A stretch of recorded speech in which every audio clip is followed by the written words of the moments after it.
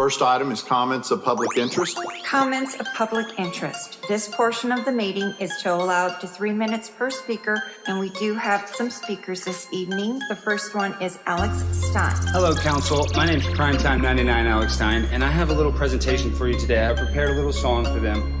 Let me turn this on. Primetime 99, on the grind, all the time. You claim and I go insane. Put a bullet in Putin's brain, and you got that sanitizer, and you know I got that Pfizer. You know I stick it in my vein. Put a bullet in Putin's brain. I've been like working out. I wake up and do push-ups and stuff. Getting bucked. I do like 50 push-ups and stuff. I do vote for Biden. I've been getting a lot of hate. He said I ain't gonna be back if I don't vote for him. Y'all be getting me messed up on this child support stuff. Imagine how much child support that is. I can't even go out to the nightclub. I've been getting lawyers, but they ain't doing nothing for me. I can't do nothing. I can't join up in the military. Can y'all smoke weed with the city council? Cause I'm trying to get on this. If I can smoke weed, I was trying to join up in the military and stuff for World War III. Cause I had failed the drug test. Prime time 99, on the grind, all the time. You claim and I go insane. Put a bullet in Putin's brain, and you got that sanitizer, and you know I got that Pfizer. You know I stick it in my vein. Put a bullet in Putin's brain. They try to make me pay this child support, or they gon' lock me up. I gotta buy them new Jordans and stop. My life in the fast lane, I'm Jeff Gordon. You better be recording. I'ma be just like M and Dre, that's facts. Someone gon' get me my flag. I'm a deadbeat dead, I don't take that bad. Just trying to get my paper, so throw me a stab. I'ma say this, I can't wait for the new world order. I mean, that's too much responsibility. I can't wait. Klaus Schwab, shout out to the Great Reset, World Economic Forum. Take my kids. Prime time 99, on the grind, all the time. You claim and I go insane. Put a bullet in Putin's brain, and you got that sanitizer, and you know I got that Pfizer. You know I stick it in my vein.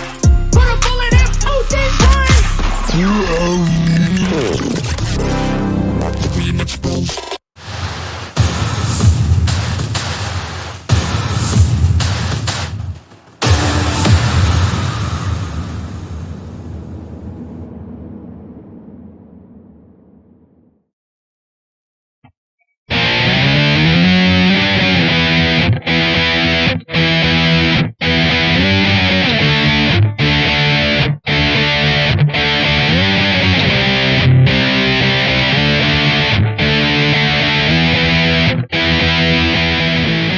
And now, Matt Wright and Spike Cohen.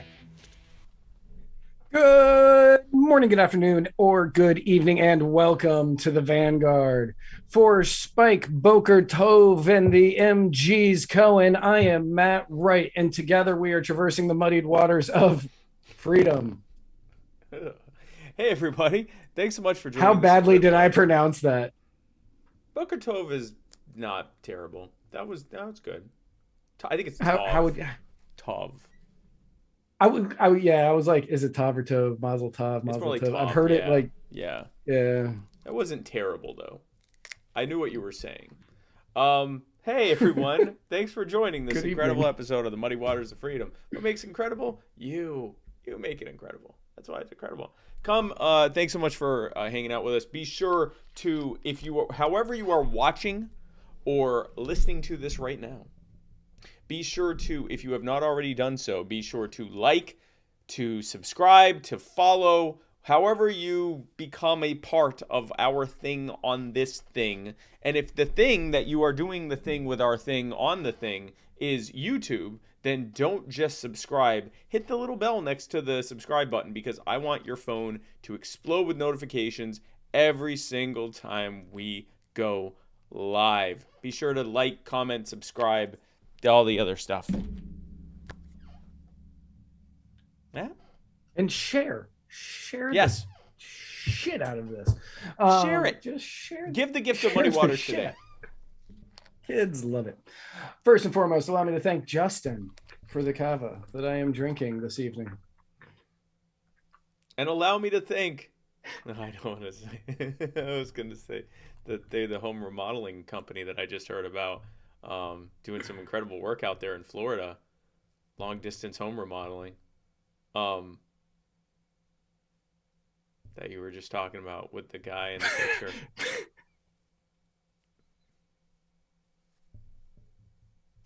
Allow me to thank Le Bleu for this delicious water that I'm drinking now.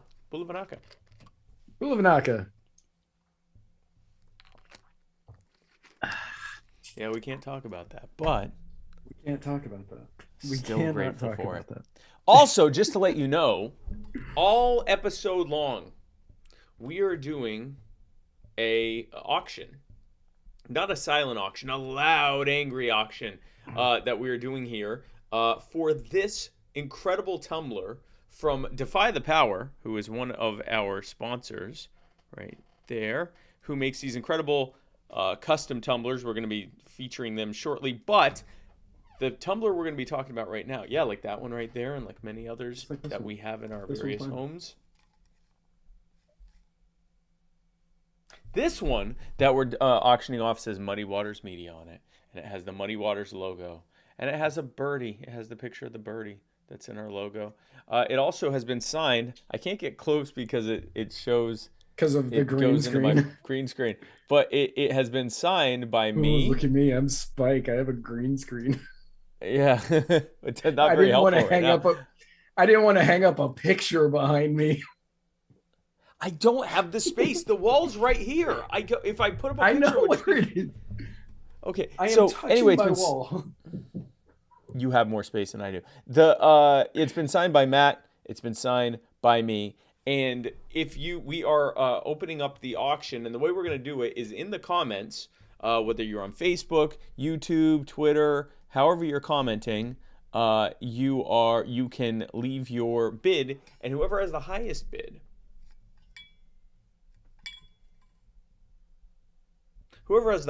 at the end of this auction will win this tumbler. Right now, the bidding has been started by two different people at $4.20 for the exact same amount. For $4.20. $4.20. There we go. Jimmy Lee, $25. $25. Now, Art Dam. $30 from Art Dam. There we go. So we have sold some of these for hundreds of dollars. So get your bids in. Get your bids in, and you're going to want to hang out till the end of the show to find out if you won. Yes.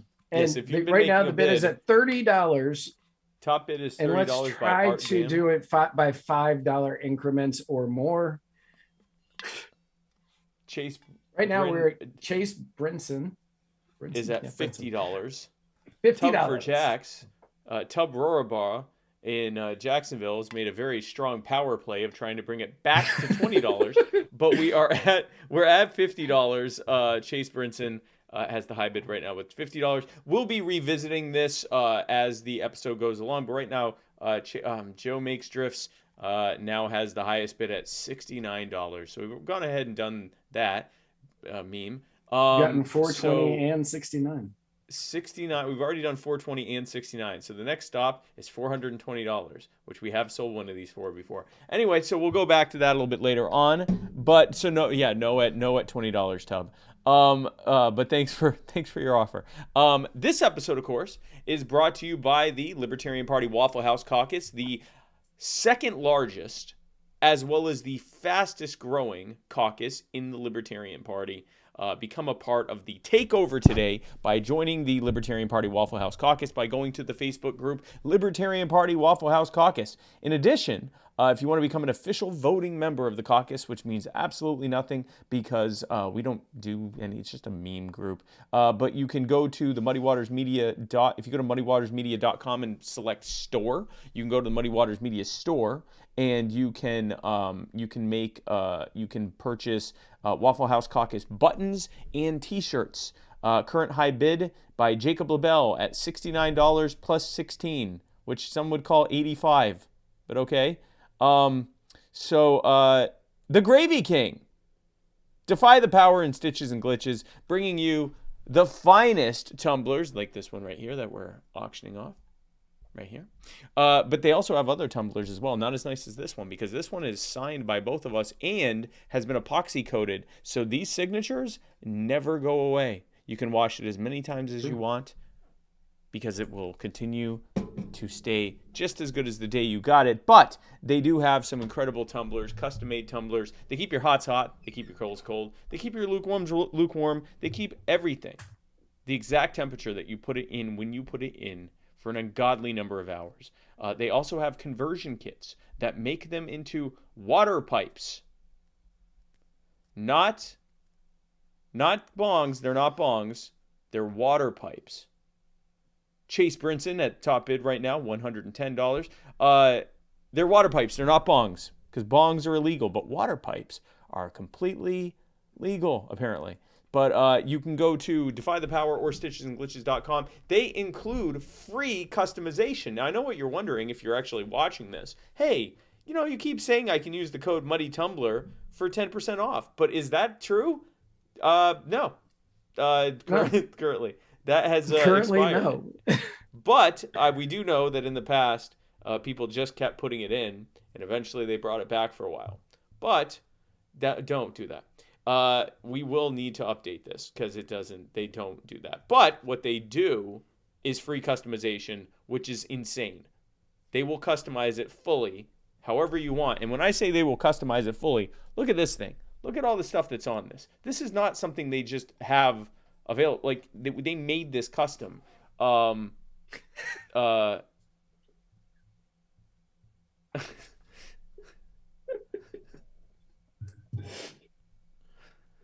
Morrissey, owner of Defy the Power, has said give him 30 minutes. And is that reactivate or deactivate? I don't know. Deactivate was so much funnier. Deactivate would be funny. You would not get 10% off your bid, Stephen. Current high bid, by the way, is $110. If you'd like to, I've been told we need to verify these are real signatures. We are the people. I signed it. Like, this is our signature. So yes, we are verifying. Reactivate. So give Defy the Power about 30 minutes. Pretty much the end of this episode. Give them till the end of this episode, and then you can use Muddy Tumbler and get 10% off because we're just too lazy to change our graphic. So our laziness. That's what we do. We just are too lazy to change graphics. So you guys win in the long run. You win. Our laziness benefits you. That's the power of Muddy Waters Media. But yeah, Defy the Power and stitchesandglitches.com, the best tumblers out there, including the one we're getting bids for right now. And I don't have the graphic for the other thing. Crap.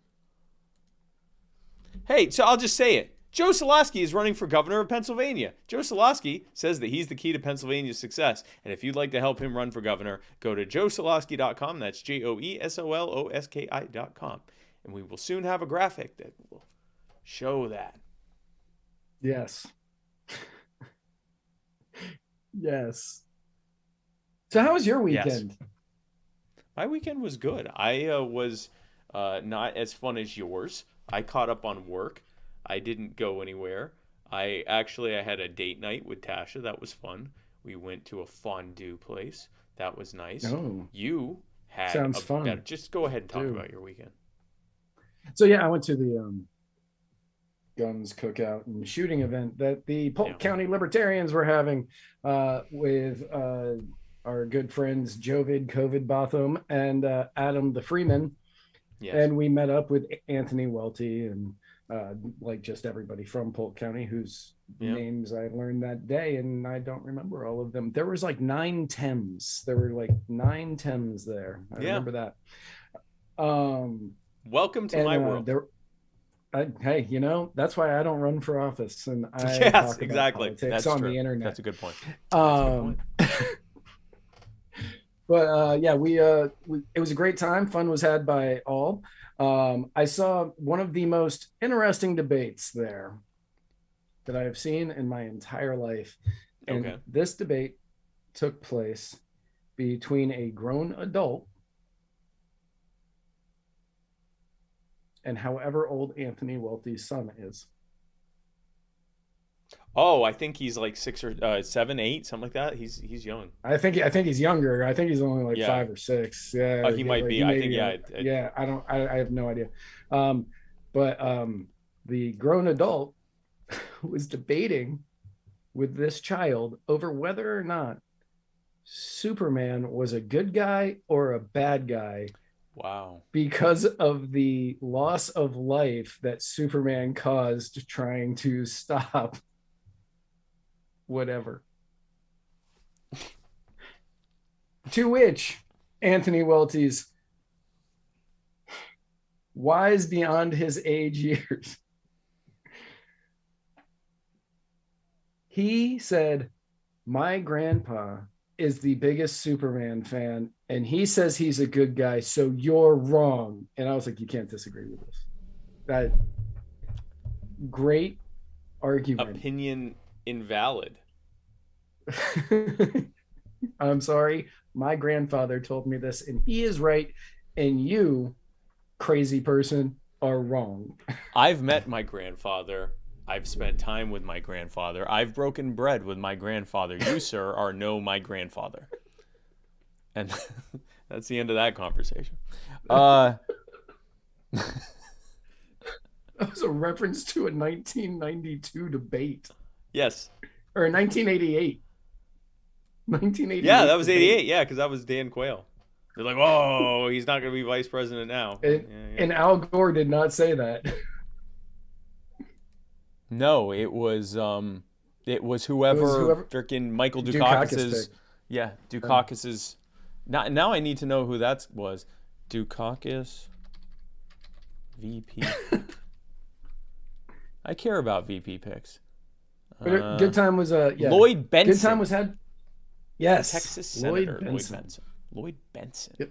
Good time was had by all. The food was amazing. They throw a good party out there in the sticks here in Florida, and hopefully they have another one. Looking forward to going back out, and hopefully everybody has just as good of a time, if not better. Well, if not better, even better, even better time. Even better. Hopefully the police don't come and take pictures of all of our license plates. Even better. Like I said, even better.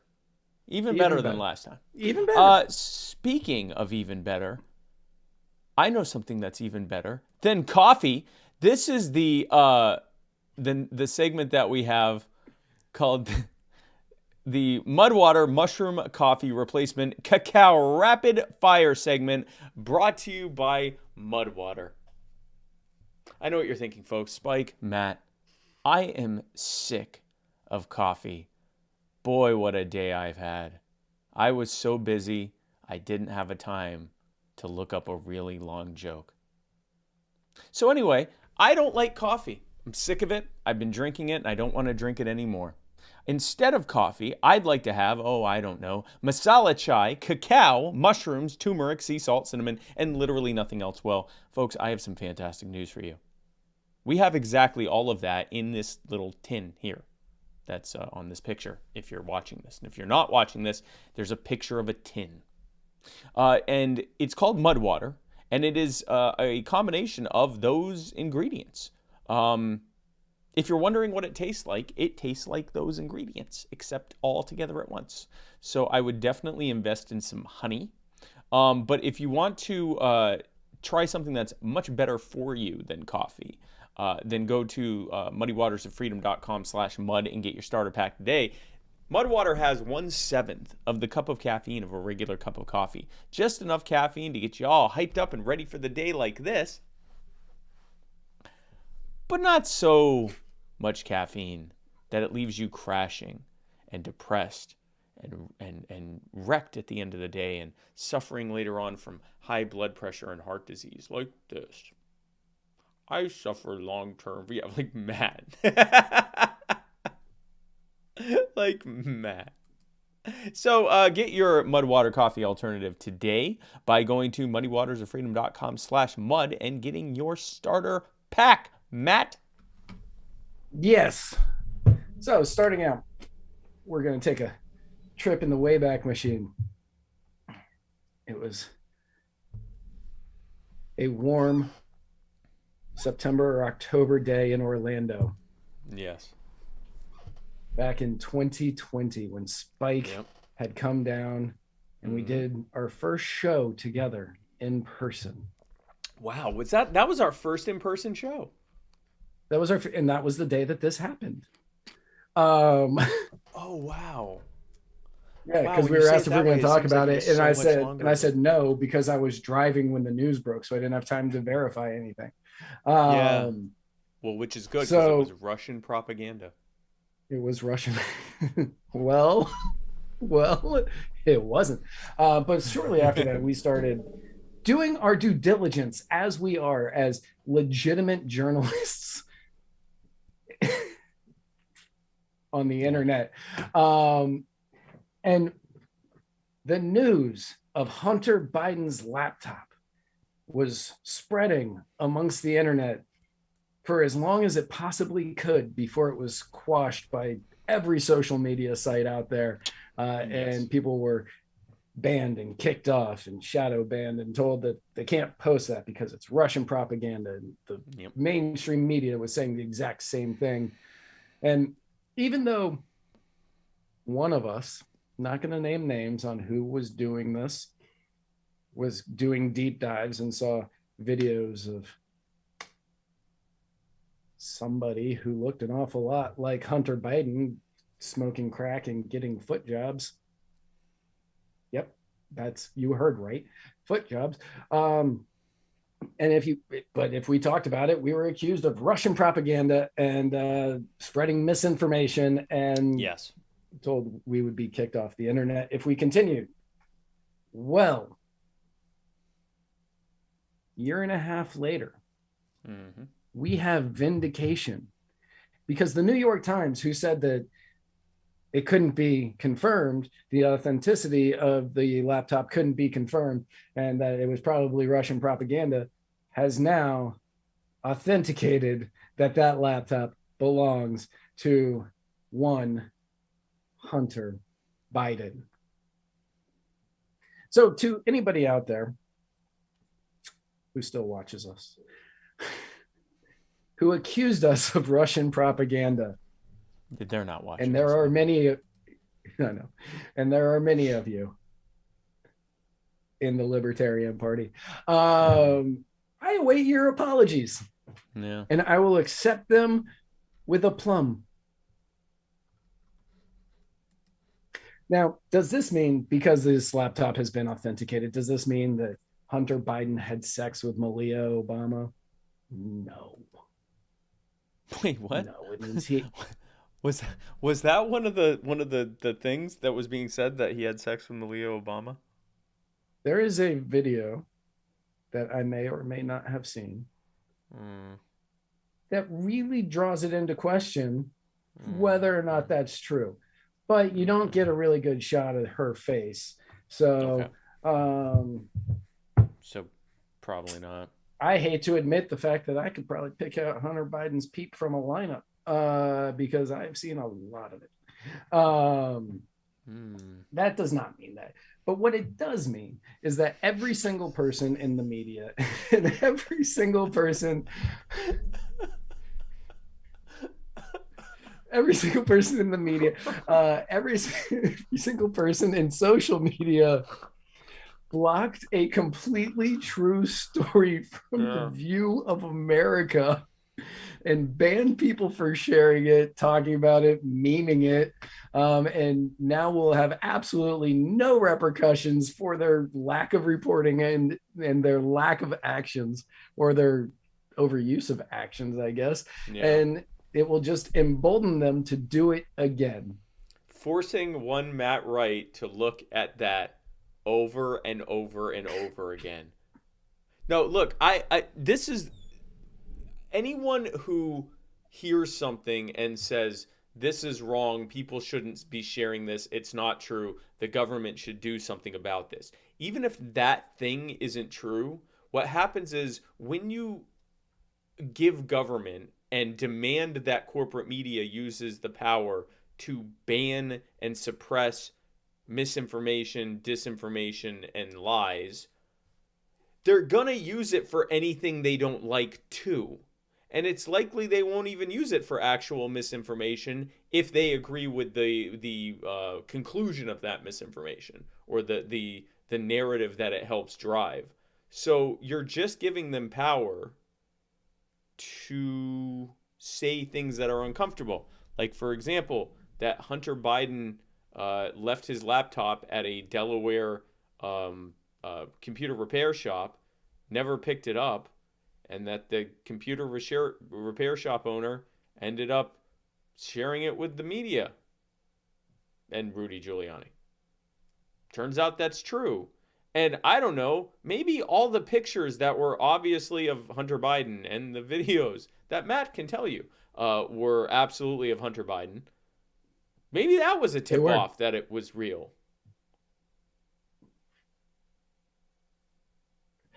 Yep.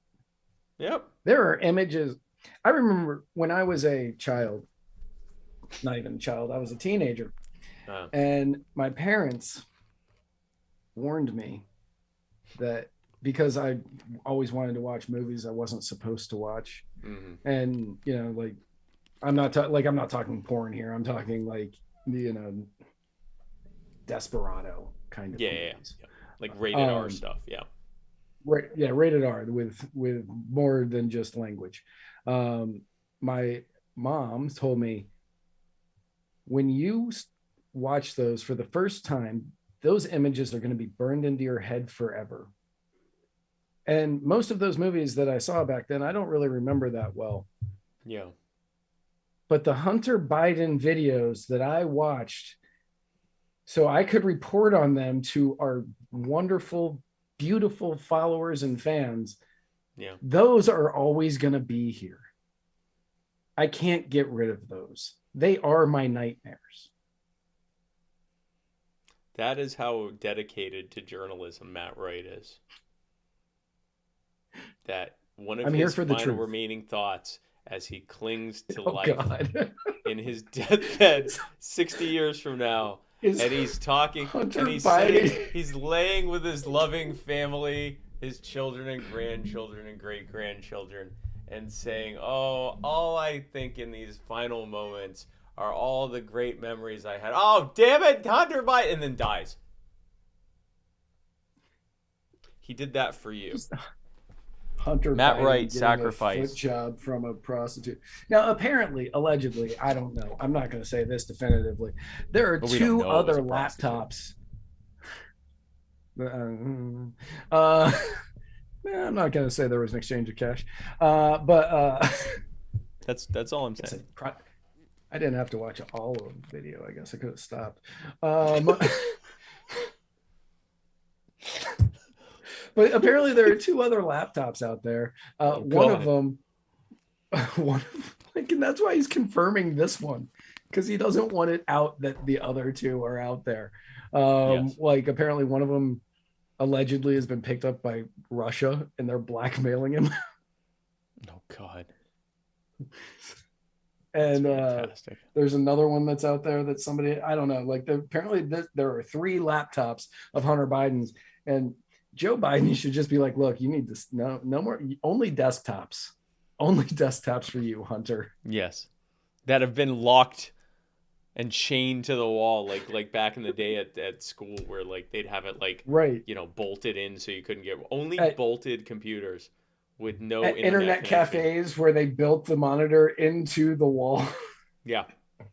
The Hunter Biden is just a desk. If you're under the age of 30 and don't know what an internet cafe is, high-speed internet wasn't in everybody's house 20 years ago. Yeah. And you would go to coffee shops.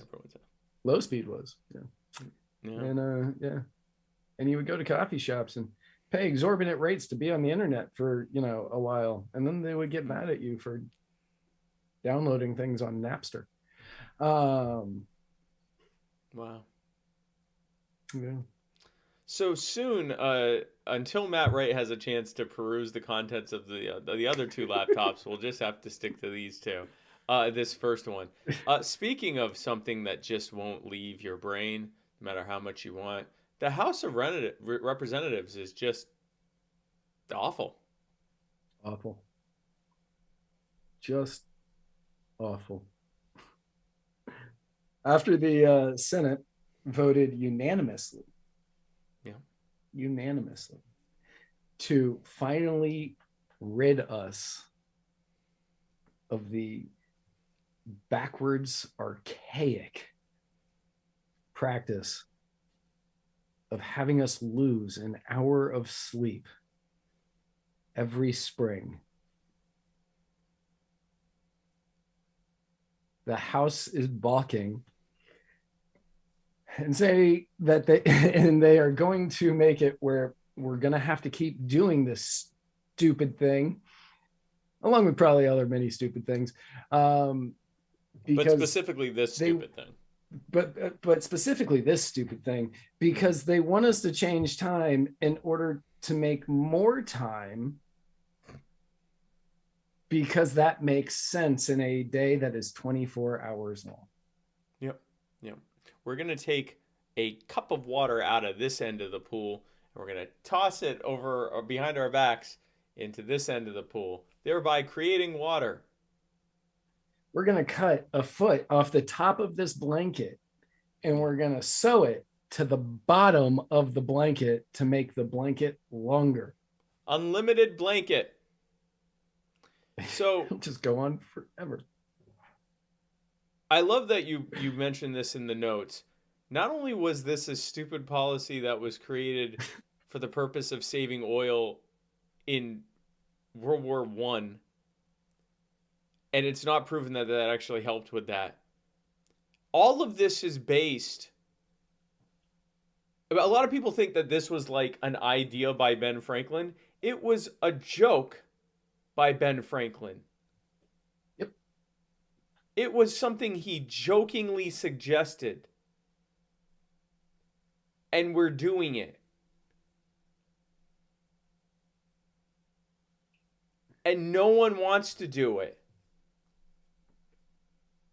But we keep doing it. Yeah.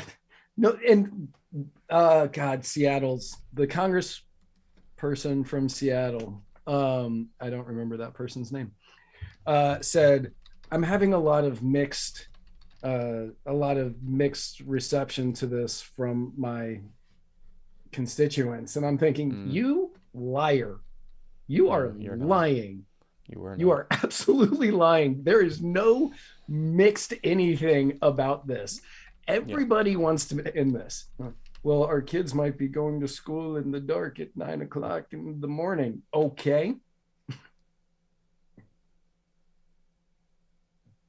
So what? They're walking home in the dark at 4.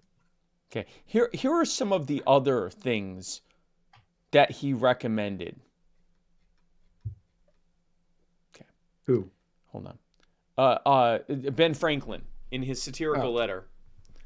He proposed a tax on every window.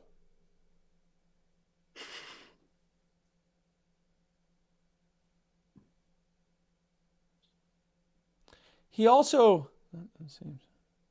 They kind of do that now.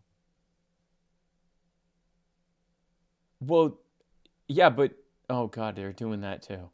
I was like, they do that when they give you a tax break if you have the high energy windows. So they're literally taxing other windows higher. He proposed having the police stand guard at shops to prevent any families from buying more than 1 pound of candles per week. He also that happened during COVID with toilet paper. Oh no. He also, oh God, is this like, oh no, okay. So he also proposed I haven't read this letter, by the way. He also proposed that the police stop all vehicles that would pass the streets after some sunset unless they were physician surgeon. Oh no, he just described lockdowns. Yep. All right, his fourth suggestion. Every morning, as soon as the sun rises, let all the bells in every church be set ringing. And if that's not sufficient, let all the cannons be fired in every street to wake the sluggards effectually and make them open their eyes to see their true interest. That part isn't, I guess that's Well, but if they did, they'd be protected by qualified immunity because Ben Franklin told them to. But this was a joke letter that he wrote to the French. Yep. Now, what I will say about that letter, that is the letter that does have the idiom early to bed, early to rise makes them unhealthy, wealthy, and wise. That is in that letter. And because people have taken that and used it as a teaching tool, they forgot that the rest of it was satirical and a joke. And so they made it policy. And like there's studies that have shown that anytime that during daylight savings time or daylight standard time, whatever it is where it goes back to the normal, that there's an increase in suicides, heart attacks, fatal car accidents. It screws up everyone's day. There's higher rates of depression. Like there are some people that are hanging on by a thread and saying, "I just lost an hour. Here's an extra hour." Like it does mess with people completely unnecessarily. Like there's no good that comes from it. So the Senate said, "Okay, we'll just make daylight savings time permanent. It's now bright we're not going to have any more dark afternoons." And everyone was like, "Yay!" And then Congress says, "Well, hey, hear us out. How about you keep suffering for no reason because of a joke by Ben Franklin?" Now, speaking of a joke by, well, so there's a new variant of COVID spreading across the U.S., Matt. Yes, there is. It is called BA.2. That's not a typo. It's BA.2. Yes. Now, what we are told, based on recent increases in England, what we are told is that BA.2 is more infectious than the original Omicron variant, but less lethal. Shocking. But here at Muddied Waters, we believe this is probably the most dangerous variant of all the COVIDs. This is going to be the one that gets us all, possibly. Likely. Likely. This is the most dangerous one. And you're probably sitting there going, "Matt, Spike, come on. Even though they are saying that this is 50 to 60% higher in infection rate than the original Omicron, and will surely, most definitely, become the dominant strain, but is way less lethal. How could you possibly think that this is the most dangerous strain out there? And the answer is very simple. One reason. Because Fauci has told us not to worry about this strain and saying he doesn't think we will see a surge here in the United States. And because of how poor his track record is, I'm actually a little nervous. Yeah. I feel like the corgi puppy being put in the thing with the gnats on my head. There's a beagle. Beagle. Would I say corgi? Beagle. I meant beagle, but I said corgi. It's not a corgi. They wouldn't do that to a corgi. That's disgusting. Yeah. There are already abominations. I'd feel a lot better if Fauci were like telling us the sky was falling. This scares me. Yeah, I read at first he was like, "We may need to have lockdowns again and mask mandates across the United States." And I was like, oh, that's makes me feel pretty good. I was like, that makes me feel good. It means nothing's going to happen. And then he goes, "Actually, I don't believe that we're going to have to worry about any of this." And I went,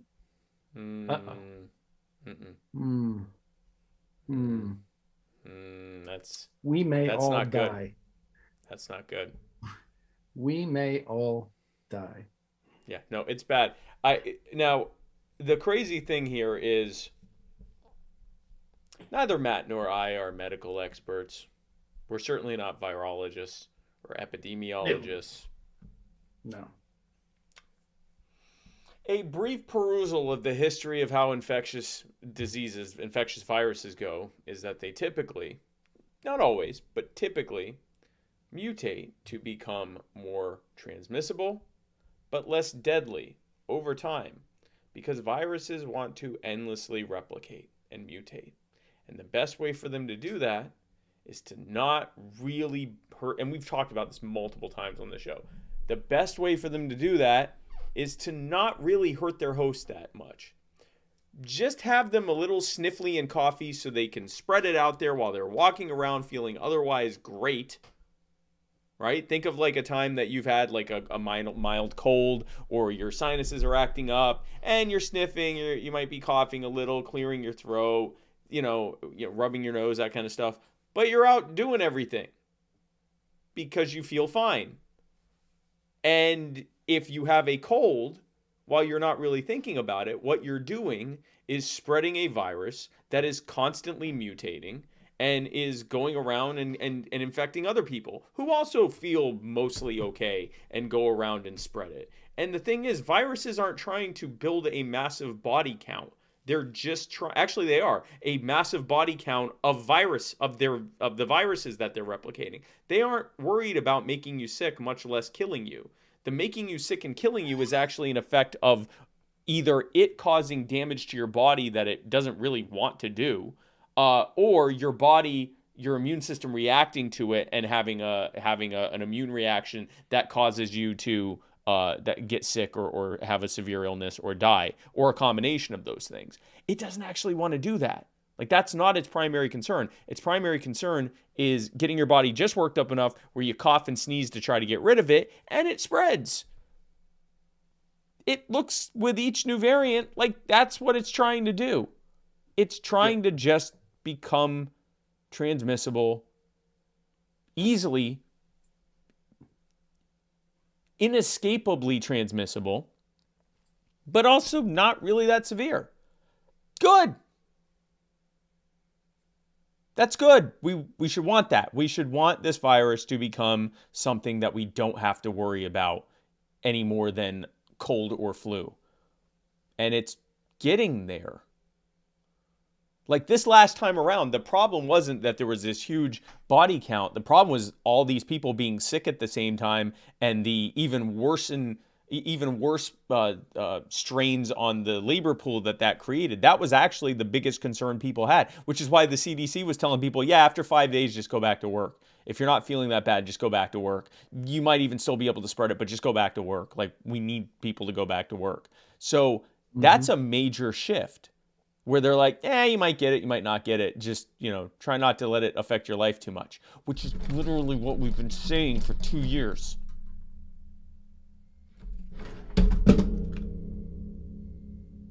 Good God, we have been saying that for 2 years. 2 years. If you feel sick, stay home. If you don't feel sick, then decide for yourself what you want to do. Right. Live your life however you want. If you feel sick, stay home. And then the CDC goes and says, actually. If you want our advice, you should probably stay home for 5 days. Make sure you don't get too sick. And that's when you're the most contagious, is during that time. But you'll be largely less contagious at day 6 and moving on from there. And if you still feel sick, then stay home, because why would you go out if you don't feel sick? But after that, you should be okay. Yeah, you'll probably still be able to spread it to people, but they're going to get it anyway. That was the other thing that was incredible, was that they really just made peace with the fact when it came to Omicron that, you were going to get it. Like, I didn't get it for 2 years that we know of. Then I got it because everyone got this one. Matt got it too after he gave it to me. Nope. Or I gave it to him. Nope. We're not. Yep. we're not clear on that. I probably gave it to him. But in my defense, he tried to poison me with gluten. So I did. You try to poison me, I give you COVID. Okay? Them's the breaks. Jessica Mitchell says it's only been 15 days, guys, since this all started. It hasn't been 2 years. And if you go by the certain sect of Christianity, where they believe we're still in the seventh day of creation. You haven't heard People this? that believe that? No, God. Yeah, because it says at the first day he did this, the second day he did this, and on the seventh day he rested, but it never says that the seventh day ended. So they think we're still in the seventh day. Technically, we're still on day one if you go by that. I don't like that. That's not good at all. I don't like a lot of what comes out of a lot of those people's mouths. That's true. That's a good point. I mean, I like the theory that the Earth's only like 6,000 years old. I'm not sure how I feel about the day we're still on week 1. Although that makes 14 days to slow the spread sound horrifying. Terrifying, because it's been thousands, Just the one. if not way more. Like if it's only 6,000 years that we've been here, and that's still day one.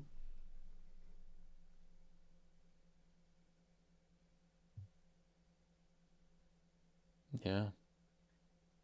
It So could, speaking yeah. of horrifying- Charlotte Ray Allen says that is that the Seventh Day Adventists, and that might be who that is. Sure.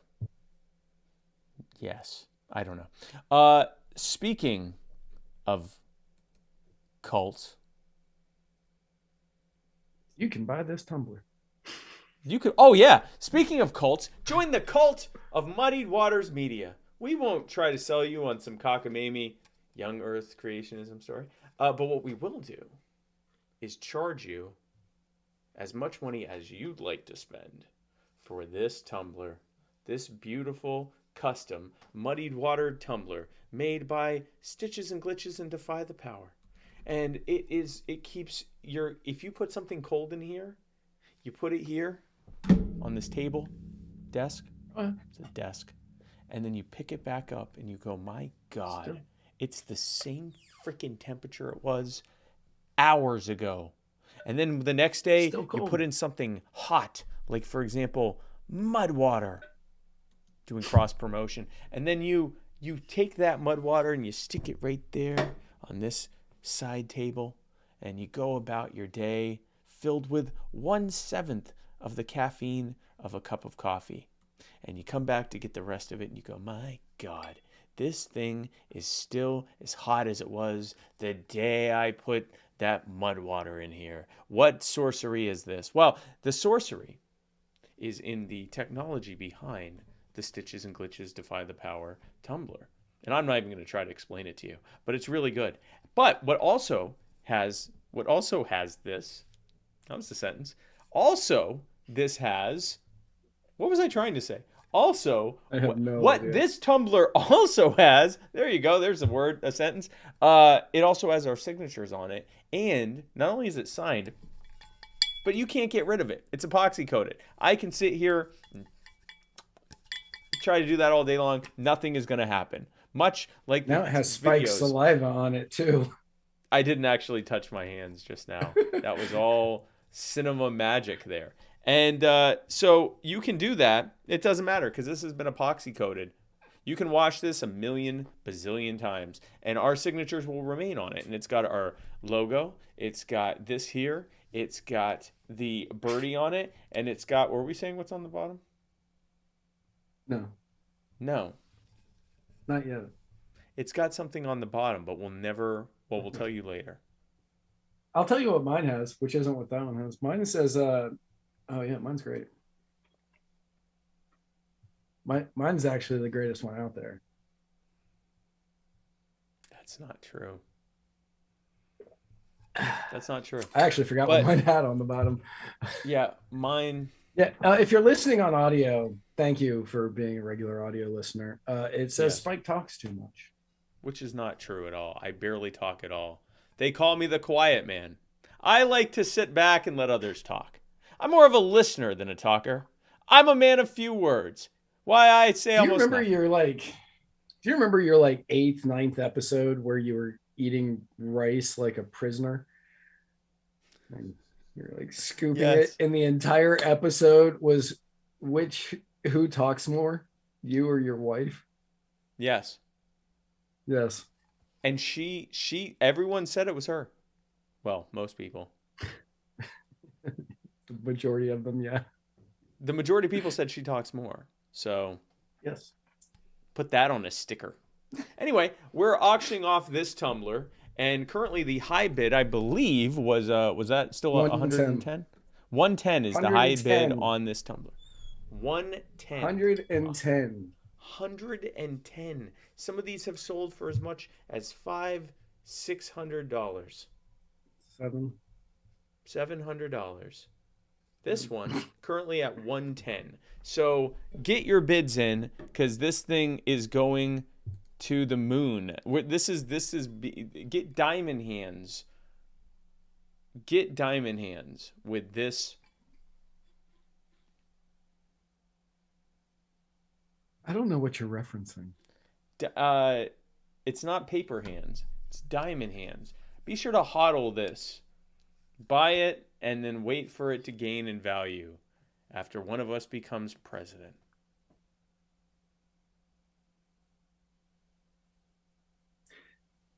Current bid's 110. So we will revisit throughout the show, and we will let you know who the highest bidder is later on. But be sure to hodl. Speaking of which, speaking of hodling, you know what I like to hodl deep and close to my heart? That is the knowledge that if I were to ever be personally injured in the state of Florida, I know that I don't have to worry about it, because I would be represented by personal injury attorney Chris Reynolds, attorney at law, who is the sponsor of the personal injury attorney Chris Reynolds, attorney at law Anchor Call-In Moment, where you can go to anchor.fm/muddiedwaters and leave messages for us on that. You can also become a subscriber by going to anchor.fm/muddiedwaters/subscribe. And for only $10 a month, you get access to exclusive Muddy Waters subscriber content. You also get a ad-free listening experience on Spotify and Anchor. And you get every month, you get to join in on the extravaganza, the best part of Muddy Waters Media, the Muddied Zoom, with me, Matt Wright, Jason Lyon, and the rest of the Muddy crew. Nullick Trupp was there. The Eskimo Libertarian was there. And no, that's not an offensive thing to say. That's literally what she is. So don't get mad at me, because someone did recently when I said that. It's an Inuit. And I said, no, it's not an Inuit. That's what I thought too, lady. But you're wrong. I know an Eskimo, and she literally told me that. And that means you're wrong. I'm using the Yes. I'm using the Anthony Welty's son argument. Whoa. My grandpa was an Eskimo. So His shut grandfather up. was not Superman. Oh, my grandfather is a big fan of Eskimos, so shut up. Anyway, so you can go and we do a Zoom call every month. $10 a month. Become a subscriber today. Join the Join the Mud Club. Become a Muddied Militia member. Be one of the Mud people. Anchor.fm/muddywaters/subscribe. But you can just go to anchor.fm/muddywaters and leave us messages, like the ones we're about to play right now. Nope. Yeah. And we're going to play these, and then we respond to them. Oh, we have a few of them. Here, a couple from the Midwest guy, one from Tom Arnold, and then one from Billy Pierce. So here is the first one by Midwest guy. Hey there, Matt and Spike. It's your favorite Midwest guy. Calling it on the Chris Reynolds Attorney at Law Anchor Call Moment. How are you guys doing today? I hope it's good. I was just calling in to ask you guys about the Libertarian Party convention at Texas. I heard they originally invited some socialist guy named is it Vosh or Vaush? I'm not sure. But yeah, I was just wondering what you thought about that and about that guy. I heard a lot of crazy things. So yeah, I would love to hear what you got to say there. First of all, Jacob LaBelle is going to be very disappointed to hear you say that you believe that you are our favorite Midwest guy. He'll fight you. I don't want to have another nice off on this program. It was awkward. Yeah, it was really weird. That was so awkward. I didn't know what I was but I have no idea who this Vosh guy is. I don't care about things that. Yeah, I haven't really heard much about it either. So here's the situation with Texas, because there has been a lot of misinformation about what happened. There are some people who are under the impression that I forced the Libertarian Party of Texas to disinvite Vosh. And I believe it is Vosh. I don't know if it's Vosh, but I believe it's Vosh. And there's this, it's misinformation from Russia that says that I went and told them they had to disinvite Vosh. That's not true. They were already in the process of disinviting Vosh. I let them know that I didn't want to be a part of any event that also had Vosh as a headliner in it. And they said, oh, okay, well, we're already disinviting him, but we'll keep that in mind. And I said, okay, well, again, whatever choice you make is fine. I don't want to be involved with him. And they said, okay. And then they disinvited him. Having already started the process of doing that, and of course, anyone who works within the Libertarian Party or any political party or any real committee knows that stuff just moves slowly. It took them like a week to do it from when they decided they wanted to do it. They never had a contract with him. It was all sort of, handshake stuff, and they disinvited him, and that was the end of that. Without going into too much detail, Vosh has said some pretty cringy stuff about pedophilia, child pornography, bestiality, a lot of stuff. But we'll just focus on the pedophilia, for example, and the child porn. It is possible that he is just someone who is addicted to terrible hills to die on. It is also possible that it's something worse. I don't really care. When you find yourself consistently defending child-adult sex relationships, I don't want to have anything to do with you. You can say that stuff over there in that corner. You can have a seat at. I don't really I have a very few things that I just don't want to be involved in. That is one of them. And so the idea was that he was going to debate Hannah Cox about libertarian socialism versus libertarian capitalism. Great. If you invite someone who says stuff like that and then don't even challenge him on that thing he said, then you're kind of implicitly saying you agree with it, or just don't think it's a big enough deal to bring up. I'm saying I didn't even want him there, or I didn't even want to be there if he's there as a headliner. I can't control if he shows up at an event or something like that, but they had graphics with his face and my face and other people, and I'm like, no, I don't want that. So I just let them know that I didn't want to be a part of it if he was on it, but they were already in the process of removing him, and that's fantastic. Adam Wegg says, and that is the quality I appreciate about you the most. Well, thank you. My lack of support for pedophilia is definitely also one of my favorite qualities. Thank you. It's one of my probably top 5 of my personal favorite qualities about myself. But that was pretty much what happened there. It turned into people who were saying Spike is the LP Texas wanted a pedophile and he forced him to get no. And then people who were in favor of Vosh coming said, oh, Spike is, he only had him removed, which again, I didn't. He only had him removed because he was a socialist. No, I actually think it would be interesting to have a debate between libertarian socialism and libertarian capitalism, just not with him. And so that was that. But, so that's what happened there. So here's another one. And again, from Midwest guy. I had no idea because I don't care. Yeah. Yeah. It's probably the better position to take. It's one of those just blissfully unaware things. Here's another one from Midwest Guy. We got a few from Midwest Guy. Hey there, Yeah, Matt and he Spike. called This in a is couple of Midwest different Guy calling in on the Chris Reynolds Attorney at Law Anchor Call and Moment, TM. This time I wanted to call in because I was listening to Mr. America, the Bearded Truth.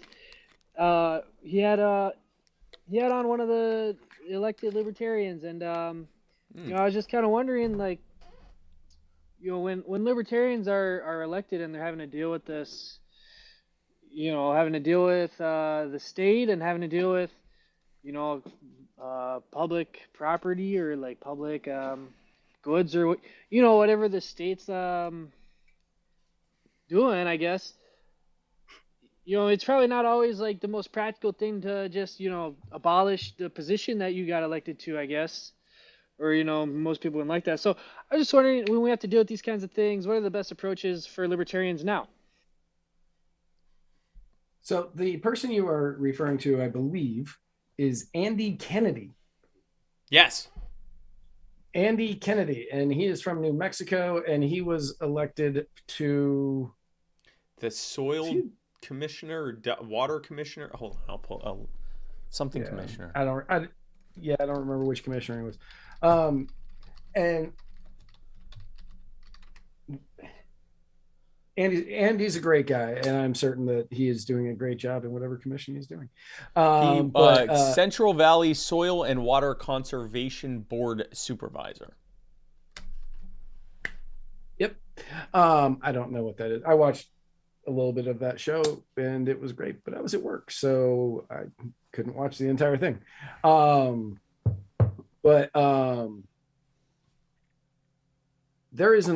There was an elected libertarian. This is to the second part of your question, where you said doesn't seem like it would behoove them to not fund their positions. And there was an elected libertarian who, I believe, was it Sasha Cohen who did that? He was elected to the library. No, to the library board? Richard Manzo. Was that Richard Manzo? Okay, Richard Manzo. Richard Manzo, he was elected to be like head of the libraries, and the first thing he did was to defund the libraries. He shut down all effectively. Shut down all the libraries, effectively ending his position. Well, no, his position still existed, and I believe he got reelected to it. Oh, did it? So wow, that's government for you. They're like, well, there's no more libraries, but we're going to reelect this position. We're going to keep it. Well, which means that the taxpayers were saying we'd prefer to elect the guy who makes sure that the library doesn't reopen. So which really goes to, I guess, the root of the question, which is libertarians should do what they promised they would do, whatever that is. So if someone came in and said, I'm a libertarian and I'm running because we need to start dismantling and shutting down all these things and privatizing everything, then you should try your best in your position to do that. If you run because you said, I think that we should have a minimal night watchman state who only exists to protect the lives and rights and property of the people therein, then they should do that. If they come in and say, I'm just trying to reform this, and this, and these are my goals for now, and then once we've accomplished those, then we'll figure out what the next set of goals are, then they should do that. It really comes down to what that particular libertarian, what they promised and what they ran on, with the understanding that they aren't dictators. And in many of these positions, they can't just snap their fingers and make their will happen, as I just did with my background change. But what they can possibly do, if they're running like to be on city council or something like that, then it was not a coincidence that happened. If they're on a city council and they're one of however many votes, then they vote consistently on what it is they said they were going to do. And if it's successful, great. And if it's not successful, great. But they were consistent on what they said they would do. So I think it really should just be whatever they ran on, do that to the best of your ability. Do that thing, whatever that is. All right, here's another one from Midwest Guy. Hey, this is Midwest Guy again. So I had my buddy over this weekend, and he was telling me that he's not a libertarian, but that he's fiscally conservative and socially liberal. And so I try to convince him, I think you're probably libertarian, right? And it just didn't really work out. And so I was just kind of wondering, what do you guys say to someone like that? What are the kind of things that help people like that kind of sort of realize that maybe voting for Republicans or Democrats, it doesn't really work out too well in their favor, and maybe voting for someone else or someone more libertarian would be a little better for them. Well, there's two parts to the question: is someone a libertarian, like, philosophically? Because libertarianism is not being a member of the Libertarian Party and voting libertarian. You can be a libertarian who does that. For that matter, you can be someone who's not a libertarian who does that, or you can be a libertarian who doesn't do that. Libertarianism is an ethos and a philosophy about the rights and autonomy of individuals, and to what extent that what interaction there should be between them and government, if any. And that's libertarianism. So, I mean, to the question of who they should vote for, I tell people, listen, libertarian, not libertarian, Green Party, whatever, if you continue to throw away your vote, to waste your vote by voting for the people who created the mess that we're in the vain hope that this time they're not lying, and that if you don't vote for this one, you're going to get the other one that they work with every day to make your life harder, why bother voting? You already know what that vote's going to bring. Either vote for something different, something that aligns more with your beliefs and actually is proposing something different than the same thing that got us into the mess that we're in, or don't vote. Philosophically, if someone's fiscally conservative, socially liberal, they might be a libertarian. They might support our beliefs, or they may just agree with us on certain things. They might just be someone who's more fiscally conservative and socially liberal, and that's fine as well. Maybe they just agree with us on some things. That's okay too. Really, it comes down to, more so than what they think about fiscal or social policy, is what do you think matters more? The rights of the individual, or a perceived common good or greater good as defined by people that are in power? And if the answer is the individual, then they're probably more libertarian than they are not libertarian. Yeah, and I've heard a lot of people over the years say that they were fiscally conservative and socially liberal.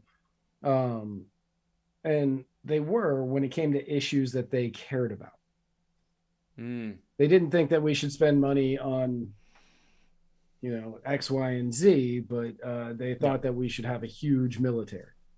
Yeah. And we should be just expanding our military with the money that we're saving from X, Y, and Z. Or they thought that we should be cutting down on the military, but we should be spending more money on government-funded healthcare. Right. So it kind of depends on what their definition of those two terms are. So just because somebody says that they are fiscally conservative and socially liberal does not make them a libertarian. It depends on what the definitions they are using for both of those are. That's true. Yeah. So, I mean, it would kind of depend, and we would have to know more. And I'm certain you do know more. We would have to know more on what his positions are on things. And it could be that he grew up as a Democrat or a Republican. And as he's gotten older, he's kind of started noticing, okay, well, this doesn't make sense. This doesn't make sense. And he might just need that last final push. And in that case, go back to what Spike said. Yeah, absolutely. Absolutely. There is also a difference between socially liberal and socially progressive. So, for example, a social liberal is someone who says, as long as you're not hurting anyone else, I don't really care what you do.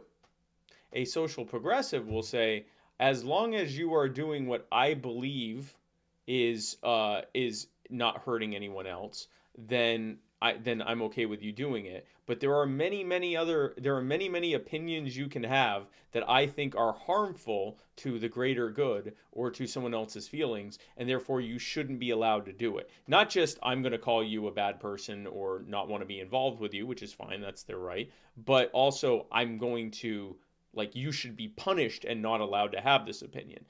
So no, I mean, again, like Matt said, there are a lot of people calling themselves socially liberal, fiscally conservative, whatever.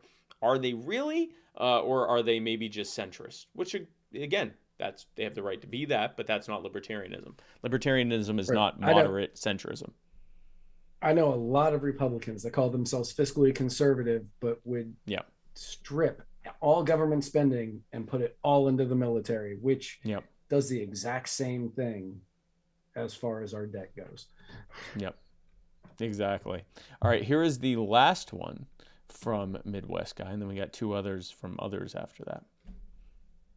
It's Midwest Guy again. I got another question for you guys. It's been a kind of a long weekend, lots of libertarian thoughts here, but so I was wondering, a lot of my friends, they kind of have this sort of perception over libertarians that is not so positive. They think that libertarians are like, they just want to lower the age of consent because they're pedophiles, or they just don't like driver's licenses, or because they want to drive drunk, or I don't know, whatever the hell. They got all kinds of stupid things they say, and I really struggled to find the words to tell them that that's not really what it's about.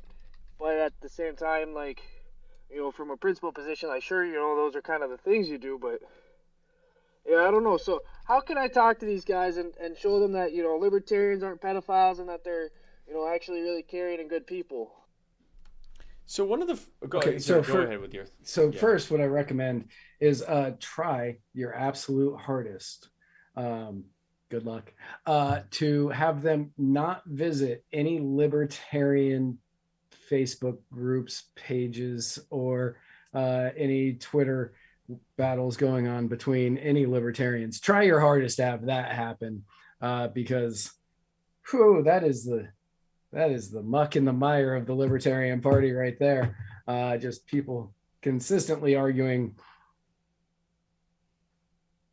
over that dumb shit. So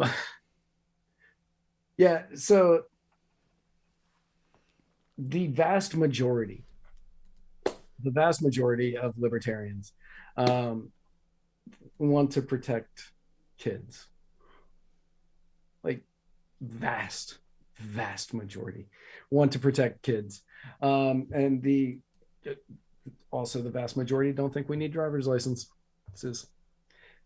I am in that group. I don't think I need a license to drive what is rightfully mine, that I purchased. But what you want to do is talk to them about individual responsibility, about individual freedom, and ask them, would you be able to do this without government? Would you be able to cut hair without government? And they would say, well, no, I need a license. But why do you need the license? And they were, well, that way they know that I'm not cutting hair without a license. And then eventually they get to the point where, I guess you don't need that. And then it's like, yes. And then you have to do a good job, or else you are going to lose all of your business. And you just have to you have to hit them on issues like that, issues that are going to be important to them. And that comes with knowing who your audience is and whether or not the person you are talking, what issues are important to the person you are talking to. So knowing that and talking to them about how all libertarians care about individual liberties, and they just want to see you be able to live a freer life without government oversight.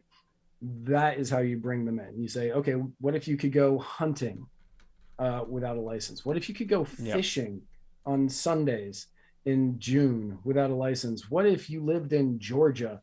I think they still can't buy alcohol on Sundays, and could buy alcohol on Sundays.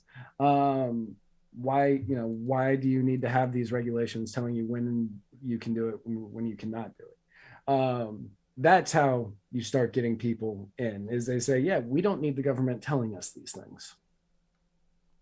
Exactly. The one thing I want to say on this is I've started, and maybe it's just I've gotten more persnickety in my older age, but if I say people should be free to pursue their lives, and the first thing someone starts bringing up is child abuse and pedophilia and murder and drunk driving and rape and all that, and I've started asking, if I brought up living your life as you see fit, and the first things that popped into your head were all these terrible, abusive, toxic, harmful things, is government the only thing stopping you from doing that?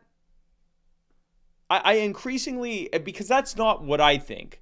Like when I think of freedom, I think of like, if my doctor says cannabis would be the most helpful treatment for something, that I would be able to do that and not worry about going to jail, which can happen in South Carolina where I live. Or if I am in love as an adult with another adult. Not in Florida, though.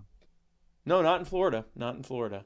Or if I want to have a certain firearm to protect myself and my loved ones, that's none of government's business. At no point do I think, man, maybe I could rape people. And I will say, I feel like there's some projection that happens. And so I've started kind of challenging people on this. Like, why do you think that the first thing you went to was pedophilia or drunken driving or rape or murder? Like, have a seat over here for a minute. We're going to have a talk about this. And he said driving without a license, not needing driver's licenses. And I get that, because why do you have to pay to get a license in order to drive a car that you have to pay to get tags on in order that you already paid for the car? Like, why do you have to keep paying the government for a right to drive these things? And I get that. That I get. And yes, libertarians, for the most part, don't want those things. But yeah, if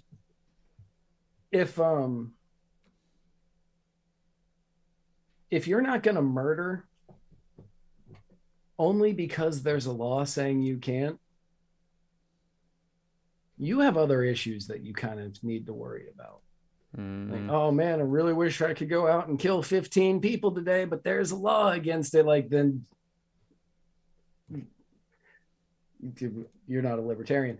And we forgot. I mean, the fundamental thing about libertarianism is the non-aggression principle. You're not going to aggress on other people. Exactly. So if you're living by those tenets and you understand those tenets and you know that and you don't need a government to tell you that you shouldn't rape, that you shouldn't kill, that you shouldn't steal, that you shouldn't vandalize, that you shouldn't destroy somebody's private property, that you shouldn't key somebody's car just because they won't answer the door when you knock. That's a personal one though. Then you're not going to understand libertarianism. No.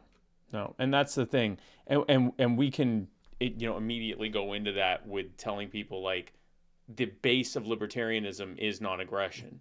So no, under any libertarian order, whether it's under a minimal government, under a private law society, whatever, people being victimized is not going to be tolerated and is going to be the one thing that they actually focus on, instead of all these victimless crime laws or using the police or security to raise revenue and give people a hard time because their blinker isn't working or they're not wearing their seatbelt or helmet or something like that. They're actually going to focus on protecting people from being victimized and punishing people who victimize others.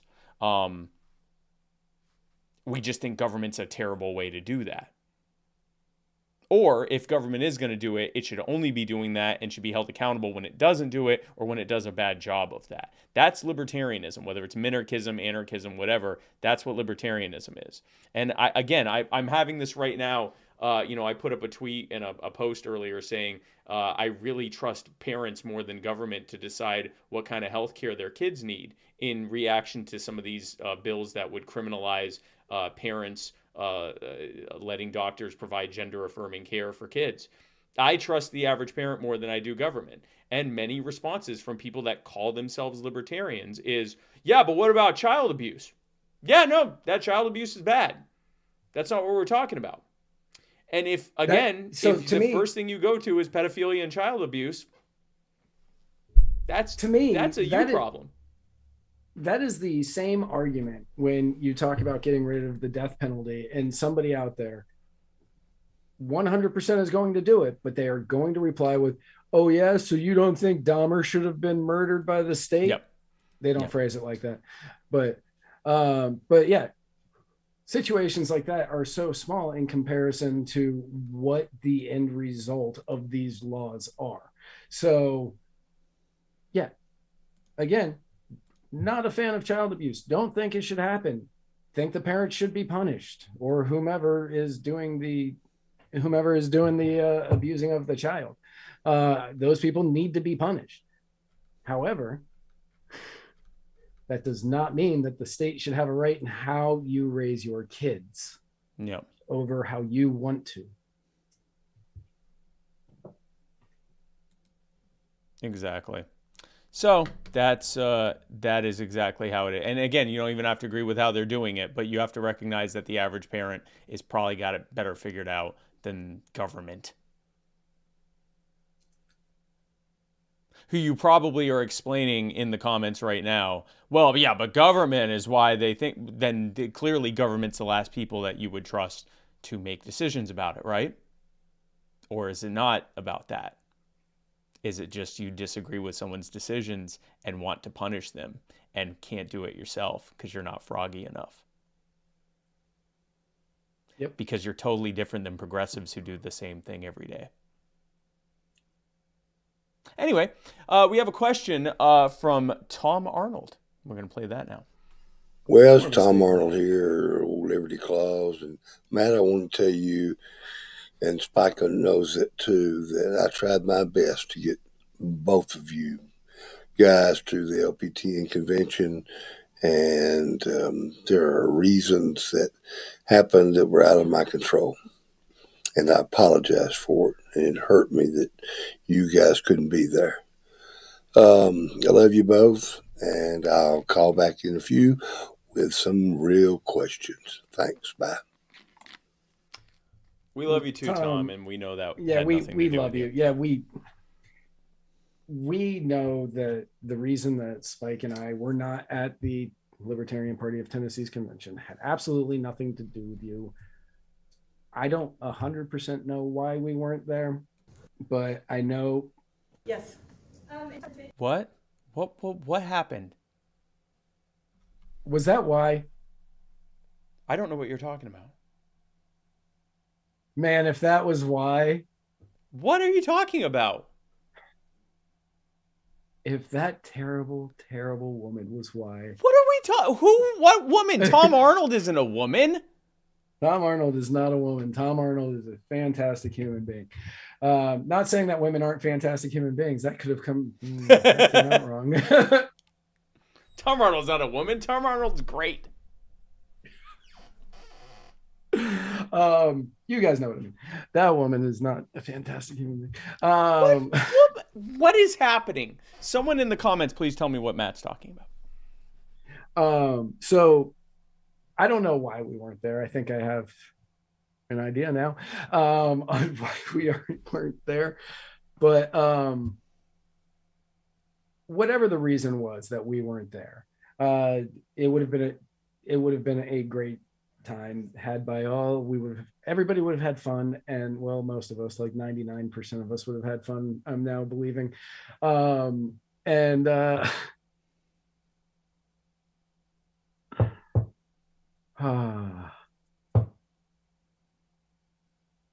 Yep. But yeah, Tom, there's absolutely no love lost here with you, and we know that you did everything you could to get us there. We love you, and I'm very confused. I have no idea what's going on. Last question we have is from Billy Pierce in Texas. Howdy, fellers. This is Billy Pierce with the Libertarian Party of Harris County, Texas. Hope y'all are doing well. Spike, Yes. as I understand it, you're coming to speak at the Libertarian Party of Texas State Convention. We even chipped in Yes. a little extra to make sure that your lovely wife Tasha could attend. So we're looking Yes, forward to breaking seeing news. y'all. I'll ask both of you this question. Breaking news. What makes a good convention? Wait, why is that not stopping? Breaking news, Tasha's going to be there too. I'll ask both of you this question. What makes a good convention? As far as libertarian conventions go, what makes a good one? What makes it productive? What makes it useful and not just a bunch of people sitting around eating tacos and drinking? Looking forward to seeing y'all. Hope to hear more from you soon. Implying that's bad. I was going to say, Billy, Tacos. I and could drinking. sit around and eat tacos. So I have some thoughts on this. Yes. The Libertarian Party of Texas is about 50% of the way there. You have Spike. tacos.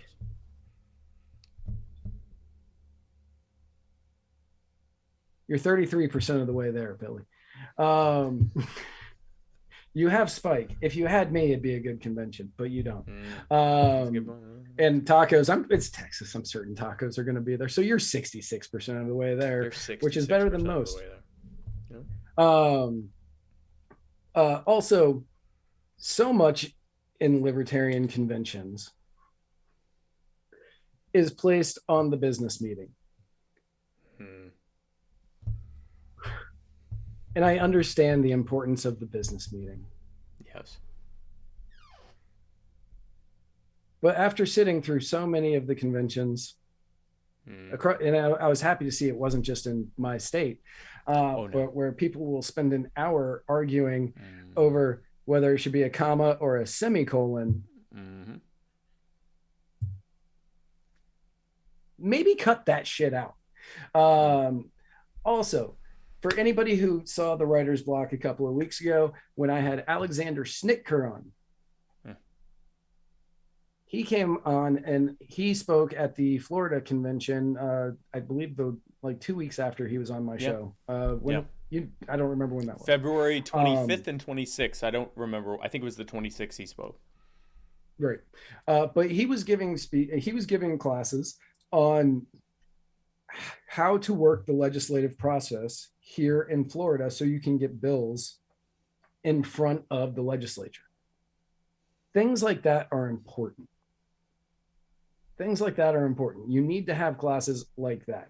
You need to have classes that will teach people who want to be candidates how to run a proper campaign and the correct time that campaigns start, which is not after 11 o'clock in the morning. Yep. You need to have make it so I don't go to Tennessee, bitch. But you need. I know what that means. But you need to have it. You need to have classes that are going to be educating people. And yes, while you need to have the business meeting, if you have a question whether something should be a semicolon or a comma, put that in Grammarly and pay the extra $5 for the bonuses so you can find out which one it's supposed to be. Instead of arguing over the mundane details of how this sentence is laid out for 2.5 hours, table it, and then realize that you can't talk about it for another year, making everybody angry. Yeah.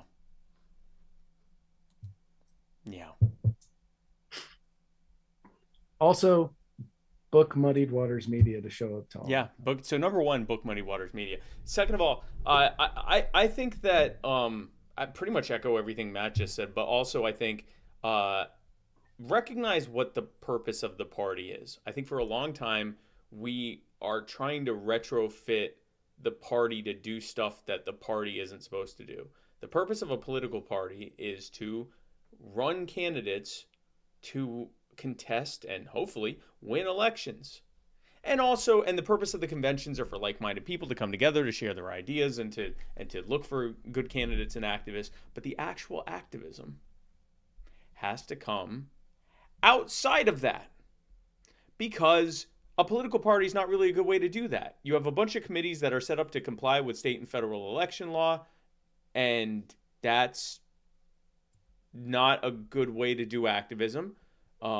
you have a you have this constant jockeying for power within the party because it's a democratically run thing. So that's not good. You have people that don't want to get involved with your activism, even if they agree with it, because they don't want to have to do with the political party or maybe any political party. So that's a problem. And just in general, there's not really a good reason to use the party for, I don't know why you're laughing, but to use the party for that. So use it for what it's supposed to be used for, and leave the other stuff for outside of the party. And I think if you did that, you'd have a much shorter and much more fun convention where you could focus on the tacos and so forth. And I think that would probably be a much better thing. Also, yeah, if you find yourself arguing over basic grammar stuff that the person that ends up writing it is going to end up making corrections to anyway, then get over yourself. Now I'm looking into the chat to see what happened. Ken Evil. Kenny Evil in the comments said, "You're wearing the Toyota uniform, Spike." And oh, wow. I remember my last time at a Toyota dealership, and yep. There are some key differences. Oh, wow. No, it doesn't say Toyota on it. That's the difference.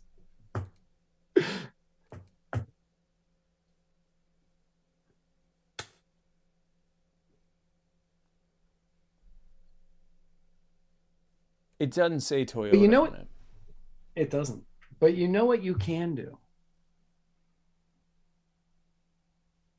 You can bid. Yes. On the wonderful Tumbler from the great people at Defy the Power. It is a one-of-a-kind Tumbler. A one-of-a-kind Tumbler. It says Muddied Waters Media across the top. It has our iconic logo. It's got the birdie.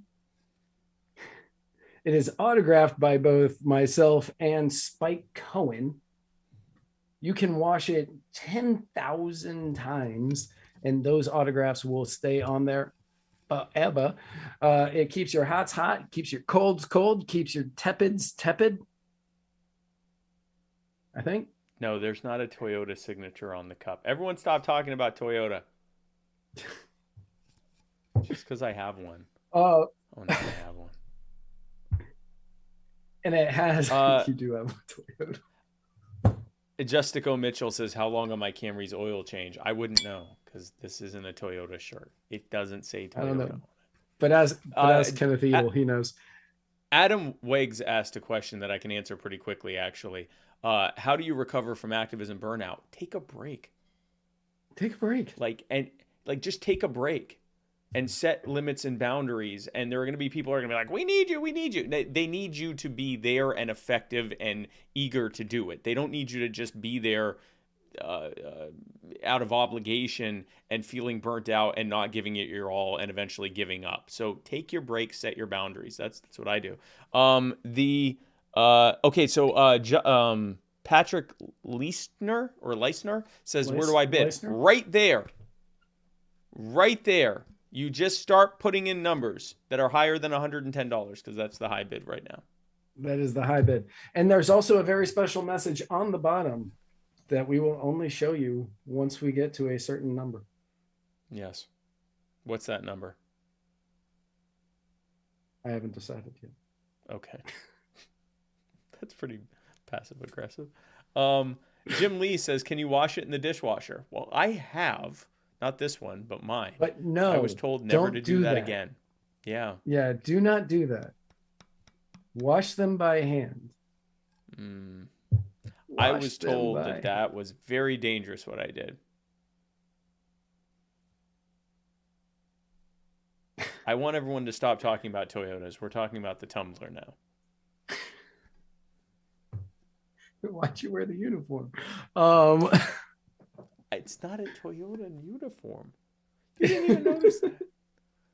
I didn't, but as soon as he said it, I saw it. So if this bid gets to $10,000, this will come with a used 4Runner. How used? Oh, Pretty darn used. Used. It's used. It'll have It's been used. You'd be paying. Someone will have used it. Yes, it will have been used. It will have been used. But you will have a tumbler. Yeah. With some of Spike Cohen's saliva. And I'm not. There's no saliva on this. And you will have a three runner, if you will. A four hobbler. So high bid right now is 110. So Muddied Waters Tumbler-a-thon.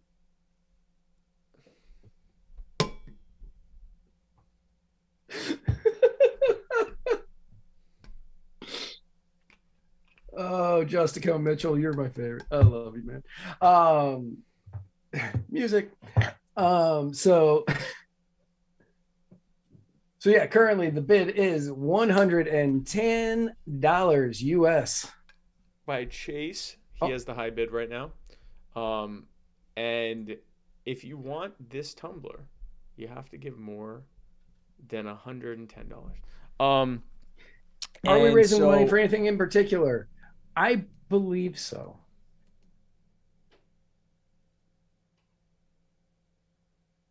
I believe so. I believe a portion of the winnings is going to somebody's campaign, but I don't want to say that definitively. I don't want to say that definitively until John Morrissey confirms that in the comments. I believe we talked about that at one point. Oh, so okay. I'm going to wait for John to say whether or not I remember things correctly before I say anything definitively. So speaking of this, finding out the arbitrary decisions of others, the ATF, my favorite federal government agency, has released a new rule, Rule 2021 R-5. And in the next few weeks, it will be reshaping the definition of a firearm. Yes. Matt? Yes. The definition of a firearm currently, you know what it is. All of you probably own one. That's a firearm.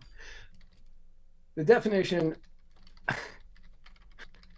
J. Adam Wegg says, oh God, he trolled them into new laws. The definition of a firearm under this rule is if something is this is very difficult to read, but this is how it's written. If something is part of a firearm, if something is part of a firearm visible from the exterior and houses or integrates a broadly defined fire control component. I'm going to read that again because that was hard for me to even get through. And I wrote this. If something is part of a firearm, if something is part of a firearm visible from the exterior and houses or integrates a broadly defined fire control component. So they actually use the word firearm to define what a fire of a firearm. Yeah, basically.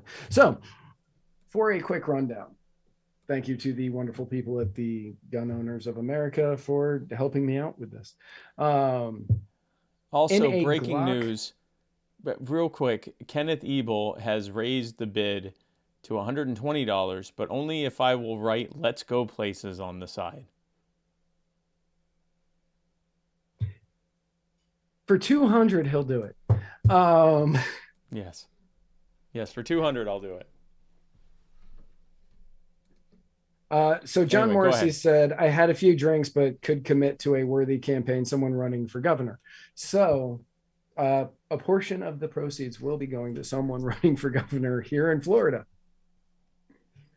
Yes. So in a Glock 40, which is one of the, if not the most popular handgun in America. Yep. This would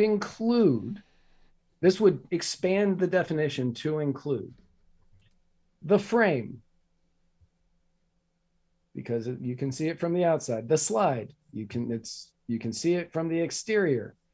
The base plate, the extractor depressor plunger, the magazine catch, slide locks, the magazine body, magazine base plate, magazine insert, magazine follower. Because firing pins are partially exposed, that includes them as well. Trigger mechanism housing is visible from the exterior. The ejector, the trigger bar, the trigger. The barrel is already serialized, so it's already assumed to be a firearm. So that is not going to change with this new definition.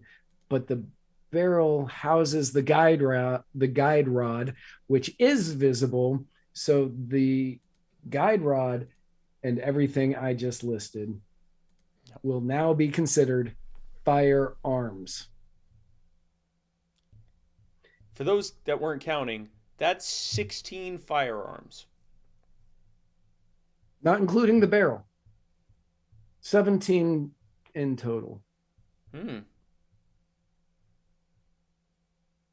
So 16 additional firearms.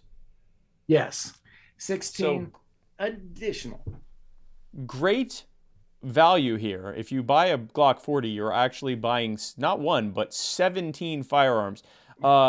For any singular one of these pieces, you now have to get an FFL background check, pay a fee for the time to run the background check, have a piece mailed back to the store, then you can go and pick it up.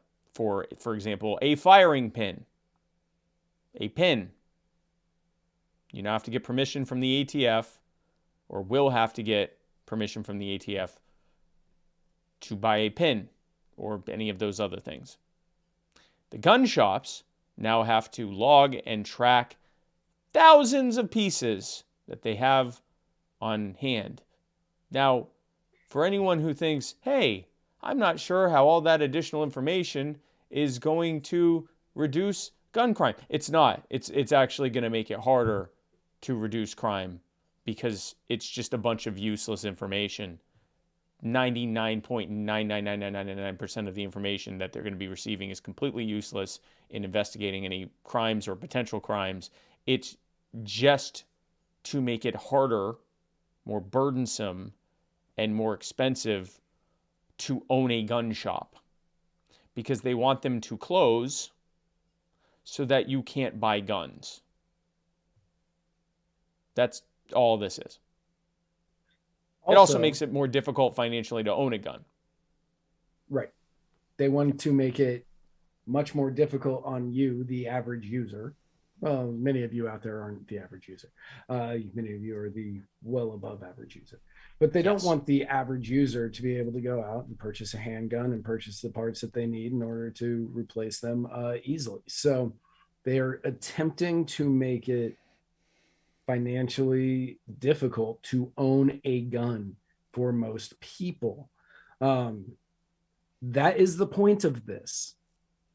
That is 100% the point of this. They know that they can't get away with banning certain things, especially with the Supreme Court, with the makeup the way that it is right now. Yep. And adding Judge Jackson. Yeah. Yeah. I wasn't sure if it was because Jackson Brown. I think it's Ketanji Brown Jackson. Ketanji but Brown because Jackson, because of the band Jackson Brown, I reverse it in my head every time. Oh, okay. Yeah.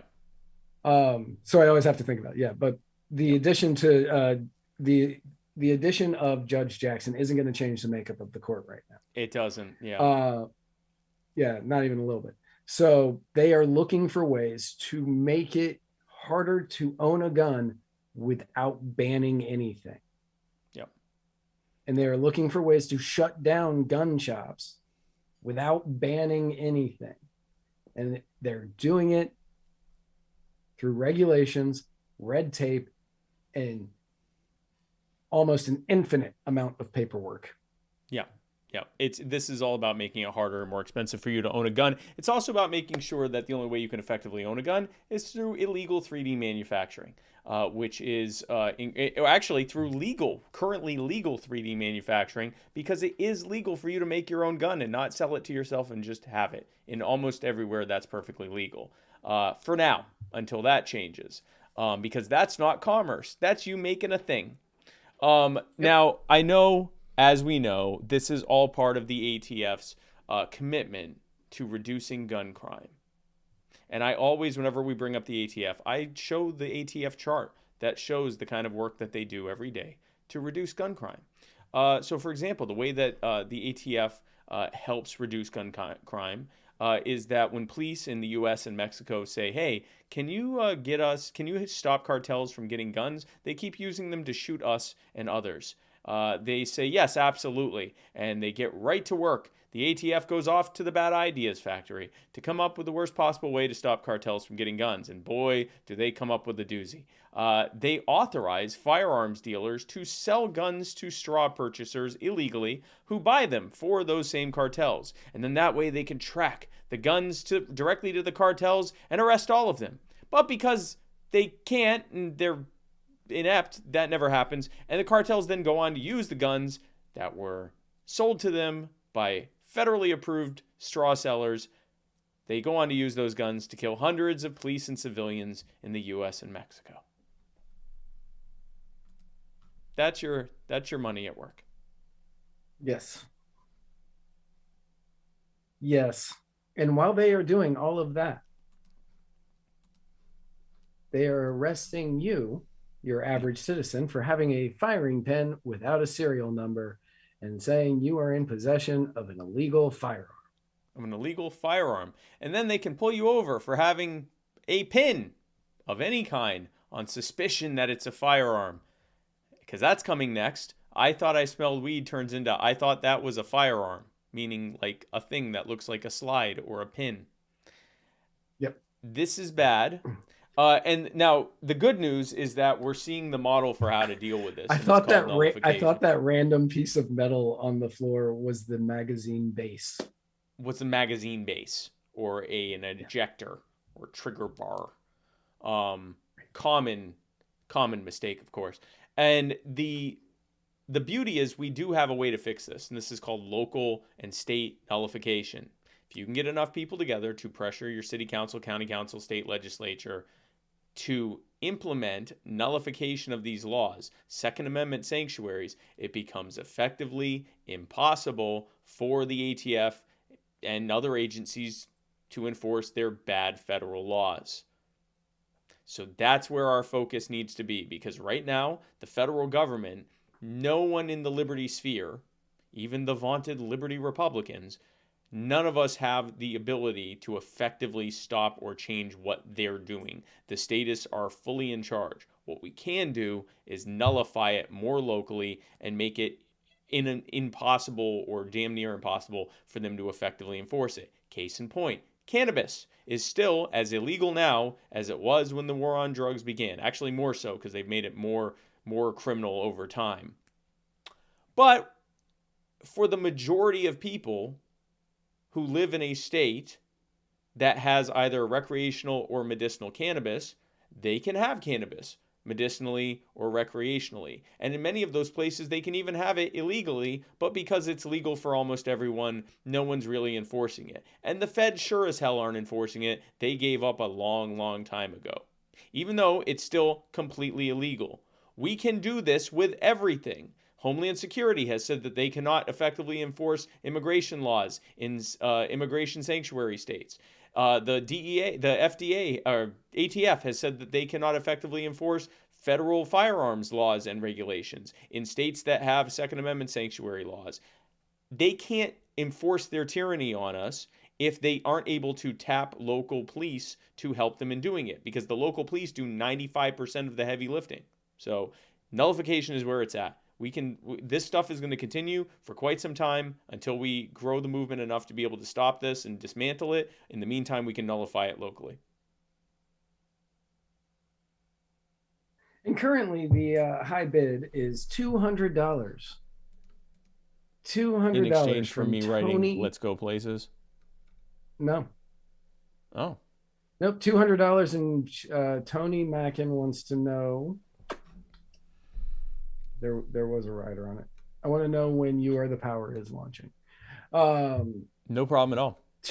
No problem. And if everyone else wants to know, if you go to spikecohen.com and fill out my form, you will be the first to be notified, which is going to really be soon. Like, really soon. Like, in about a week-ish, you're going to be notified what's about to happen. So, but spikecohen.com, and you can do that. Let's go places together with Liberty. $200 high bid currently right now. Just to let you know, if you do want this tumbler, your time is running out. We are about to be wrapping up the show. So this is your time to get your bids in, because we are going to now be saying the stuff that we say when we're wrapping up the show. And for example, what I'm going to say is that join us tomorrow night right here on Muddy Waters Media for my show, My Fellow Americans. My guest will be Roseanne Rodriguez, who is one of the top people in Concerned Veterans of America. We're going to be talking about the work that CVA is doing. We're going to talk about the Concerned Veterans of America take on things like the conflict in Ukraine, lessons that we've learned from Afghanistan, and much, much more. The work they are doing to hold government accountable in the way that they use and abuse veterans and active duty troops. And that's what we're going to be talking about tomorrow, starting at 8 p.m. Eastern Standard Time, Savings Time. That's right. And Eric Granada, no, you have not missed the auction. The high bid is $200. High bid is $200. We are wrapping up things, so I will let you know when it's over. It's not over. Let us know in the comments. If you have a higher bid than $200, be able to put that out there. Be sure to do so. And so on Thursday, who is your guest, Matt? So there is no show on Thursday. I am taking a 4-day weekend for my birthday, for the day of my birth. Yeah. Happy birthday. Thanks, buddy. So I will not be doing a show on Thursday. And for everybody who was looking forward to my show last Thursday, I deeply apologize, but I believe that I have the audio thing figured out. I tested it with Spike earlier today, and he said he could hear everything. Yes. So that appears like everything is working as it should. However, if you are a subscriber, you got a very special episode from me last Thursday. You got a very special episode from me last Thursday. And I know that a few people in the comments watched that episode, and I hope that they enjoyed it. Eskimo Libertarian says we're both turning 29, right? Absolutely. Matt Wright finally is turning 29. Finally. 29. One more year till the big 3-0. Wow. What an exciting time. And to think, only 4 years ago, you were able to rent a car yourself. Incredible. How much you've grown in that time. It's so then on Friday Muddy Waters Media when I was 24. Incredible. Friday at 2 p.m. is Mr. Miraca, The Bearded Truth with Jason Lyon. And then this weekend, top bid now from Eric Granada is $220. This weekend, join me and Tasha in Washington State for the Libertarian Party of Washington Convention. You're doing something this weekend? Yeah. Isn't it your anniversary on Sunday? Yes, it is. And the Libertarian Party of Washington is so incredible. From Tony Mackin. Oh, we're at 2:30. 2:30 from Tony Mackin. Yes, the Libertarian Party of Washington is so incredible that they have basically given me and Tasha a anniversary weekend of our dreams, and we also get to hang out with them a couple of the nights at their convention as well, and then we get to do all this other stuff while we're there. So be sure to join us for the days that we're there on Friday and Saturday. I feel compelled to say that John Morrissey, owner of Defy the Power and the man who is responsible for the Tumbler, he said that if it gets up to 300, he will throw in a free water pipe conversion kit. Water pipe conversion valued at much money. $50, I think. Is it $40? 20? 30? 20? I think it's worth $400. I don't know. It's worth $400. Yeah, that's what I think. Not a bong. Not a bong. That's illegal in some places. Not a bong. No, it is it's a water pipe. It is a water pipe. But yes, he said that he would throw in a. He said he would throw in a. John Morrissey, you can't bid $40 and you make the stuff. Like, come on, man. The bid is at $230. Yeah, $230 is the high bid right now. Joe Hanush has bid priceless. Priceless. So we're going to take all of Joe Hanush's money. No, join me at the Libertarian Party of 2022 convention. If you go to lpwa.org/convention, you can get your tickets now. We will be in Black Diamond, Washington, with me and my Black Diamond.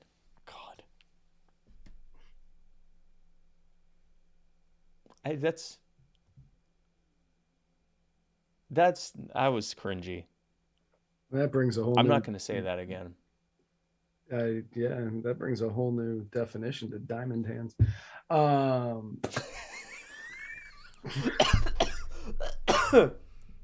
I said it. You got to have diamond hands. Anyway, so Libertarian Party Washington Convention this weekend, lpwa.org/convention. Come join us out there in beautiful Black Diamond, Washington. Then on Tuesday, join us right back here next week. Same muddied place, same muddy time for another fan-damn-tastic episode of the Muddy Waters of Freedom. Matt, if someone were to look for us, and by us I mean me and you, yes, and the rest of the muddied crew of Muddy Waters Media on the internet, is that possible? And if so, how? It would be possible. It would be possible. If you are one of the old school people who don't appreciate the ruggedly handsome and boyish good looks of me and my co-host Spike Cohen here, but instead prefer the dulcet and sultry tones of our voices, all you would have to do is head on over to anchor.fm/Anchor.fm. Yes, join us. Join us at anchor.fm. Anchor.fm/muddiedwaters. Anchor.fm. Where you can do such great things as leave us messages that we will play live on the air every Tuesday night, like Midwest Guy. Like Midwest Guy. And you can also no, go ahead. You can also subscribe and become one of the growing number of muddied fuckers. Motherfucker. Wait. Motherfuckers.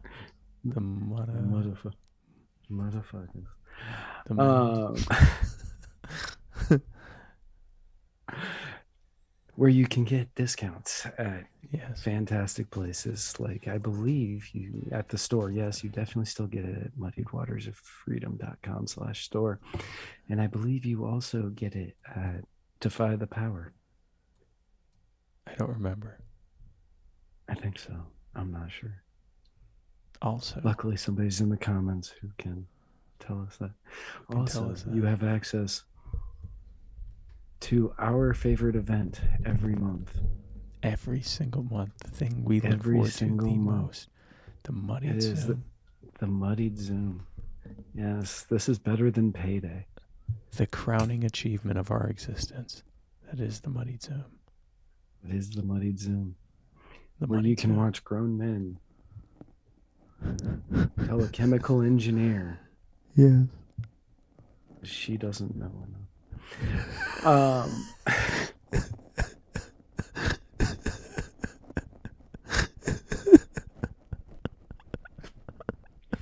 Or you can find this in every other episode at Muddied Waters of Freedom, muddiedwatersmedia.com.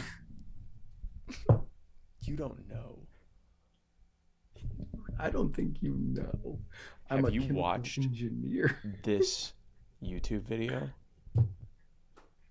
Sounds like you haven't, dummy. So, folks, thanks so much for tuning in. Oh, we got to wrap up the thing. So, currently, the bid is at $230. Tony Macklin, $230. If someone has a bid of more than $230, I need you to say it right now because we're about to close this thing out. This thing is about to get closed out, and there's a little bit of a delay from when I'm saying it to when you're seeing it. So, I need it now. I need you to just numbers.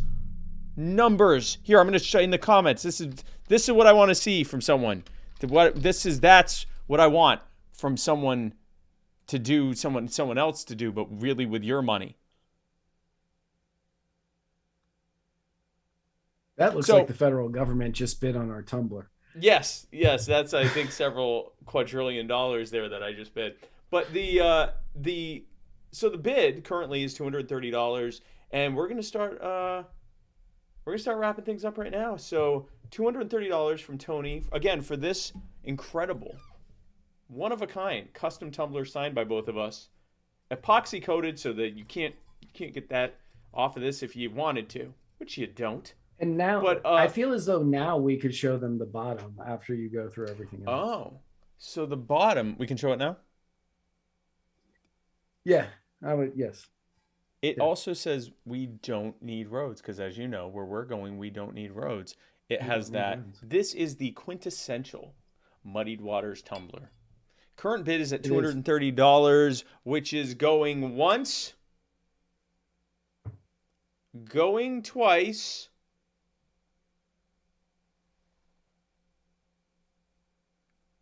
$250 from Ken Ebel. $250. $250 from Kenneth Ebel coming in. We got a strong in the last bidding war minute. Here at $250. Ken Ebel, the don't need roads is what sold him. So now we'll see Tony. Tony's at 260 from Tony. We've Tony got Mackin officially just a bidding war here. So I'm gonna go $260. I'm gonna go let you guys just work on this for a little bit. I'll be right back. I'm gonna go say hi to my wife. I'll be right back. I'm gonna go. I'll be back in about 5 minutes. I'm gonna let you guys work out the thing. Current bid is at $260. For anybody who doesn't know, I have recently been writing a script. And yep, we see your hand, Spike. I've been writing a script, and tomorrow is going to be the first table read of that script. Now, I do not know if I can get permission to do this, but I'm going to say it anyway. I'm going to do my damnedest to get the video of the table read and release it to our subscribers. So I'm getting feedback because of where he's standing, and it's weird. So you could have access to every aspect of this process if you are a Muddied Waters subscriber, which will piss off the people who are producing this movie. But none of them watch this show. So current bid, $260. It is a live action movie. The people that are currently in talks to be in it, I don't even want to spoil that. But it's going to be a great time. It's going to be a great time. It's going to be a lot of fun, and hopefully it leads to a lot more work like this. Hey, honey, love you. The genre, Eric Granada wants to know the genre. It is a comedy action kind of buddy flick thing. It's going to be very 90s-esque. That is what they wanted. On par with Threat Level Midnight. It sort of, except good. Some very emotional scenes in there, some very funny scenes in there, and so many other things. But yes, it's gonna be a great time. We're gonna have a lot of fun. Current bid still at $260 to Tony Mackin. Yes. Yes. So I feel like you have something to say. I don't know what has been happening, so I just sat down. I was just talking about the table read that's going to be happening tomorrow night. Oh, of your script. Yes. Awesome. Is it going to be as good as Threat Level Midnight? It's going to be better than Threat Level Midnight. Okay. Thank God. Because I didn't do search and replace to change somebody's name. Actually, I did. So 100% there's a chance that somebody could have the wrong name.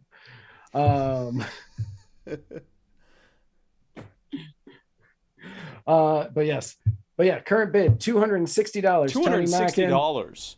$260. So, because it is coming up on 10:30, and I have a fiance. I have a wife. So, yes, 270. Guys, it's just the two of you. We need you to go at it. You need to both come out with your highest bids, because we have families. And I mean, technically, this is paying better than minimum wage, but also, I don't want to end up divorced, and Matt doesn't want to end up pre-divorced. 300, Tony Mackin. 300 from Tony Mackin coming out strong. Kenneth Ebel. Does Kenneth have the juice to go to 350? That's a meme. 350? 350? 350? Oh yeah, they went for the bong. They went for the water pipe. Okay, 300 is where he stops. It's yours. So 300 going once, 300 going twice, and 300 is sold to Tony Mackin. Tony, thank you so much. Matt, tell her where she can go to give her money. All you have to do is PayPal us at Muddied Waters Media.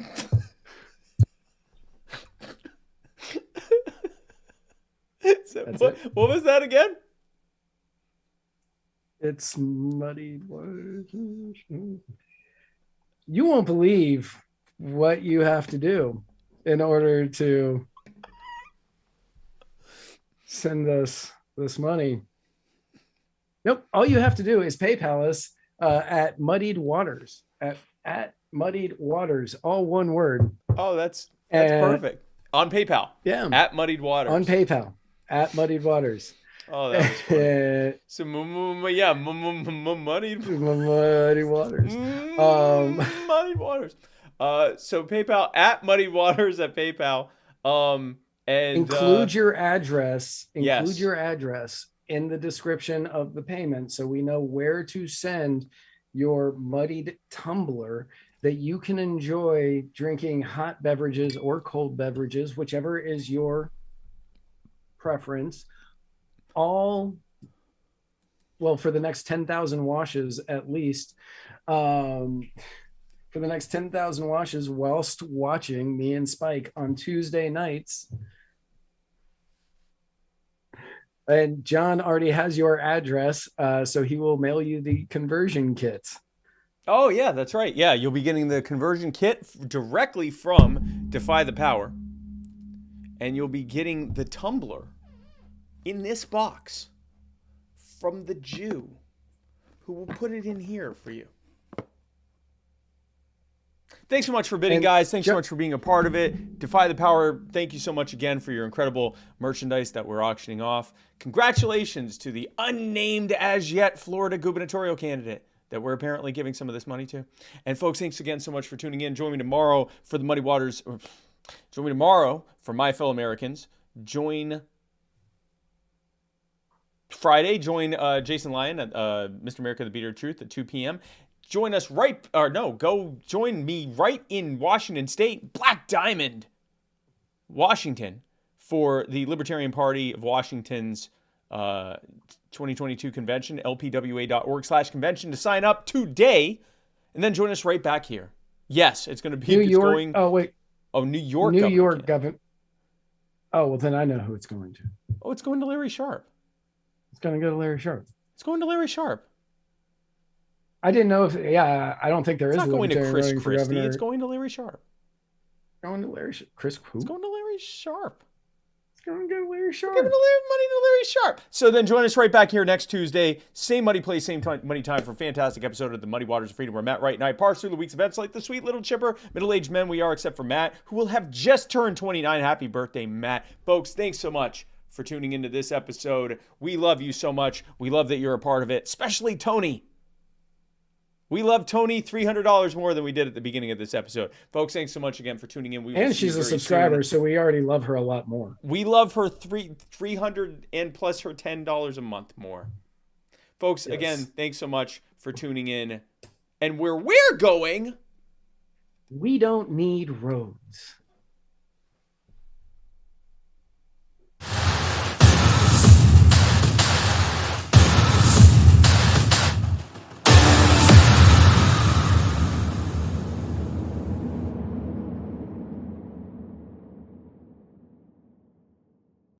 what the thing is again.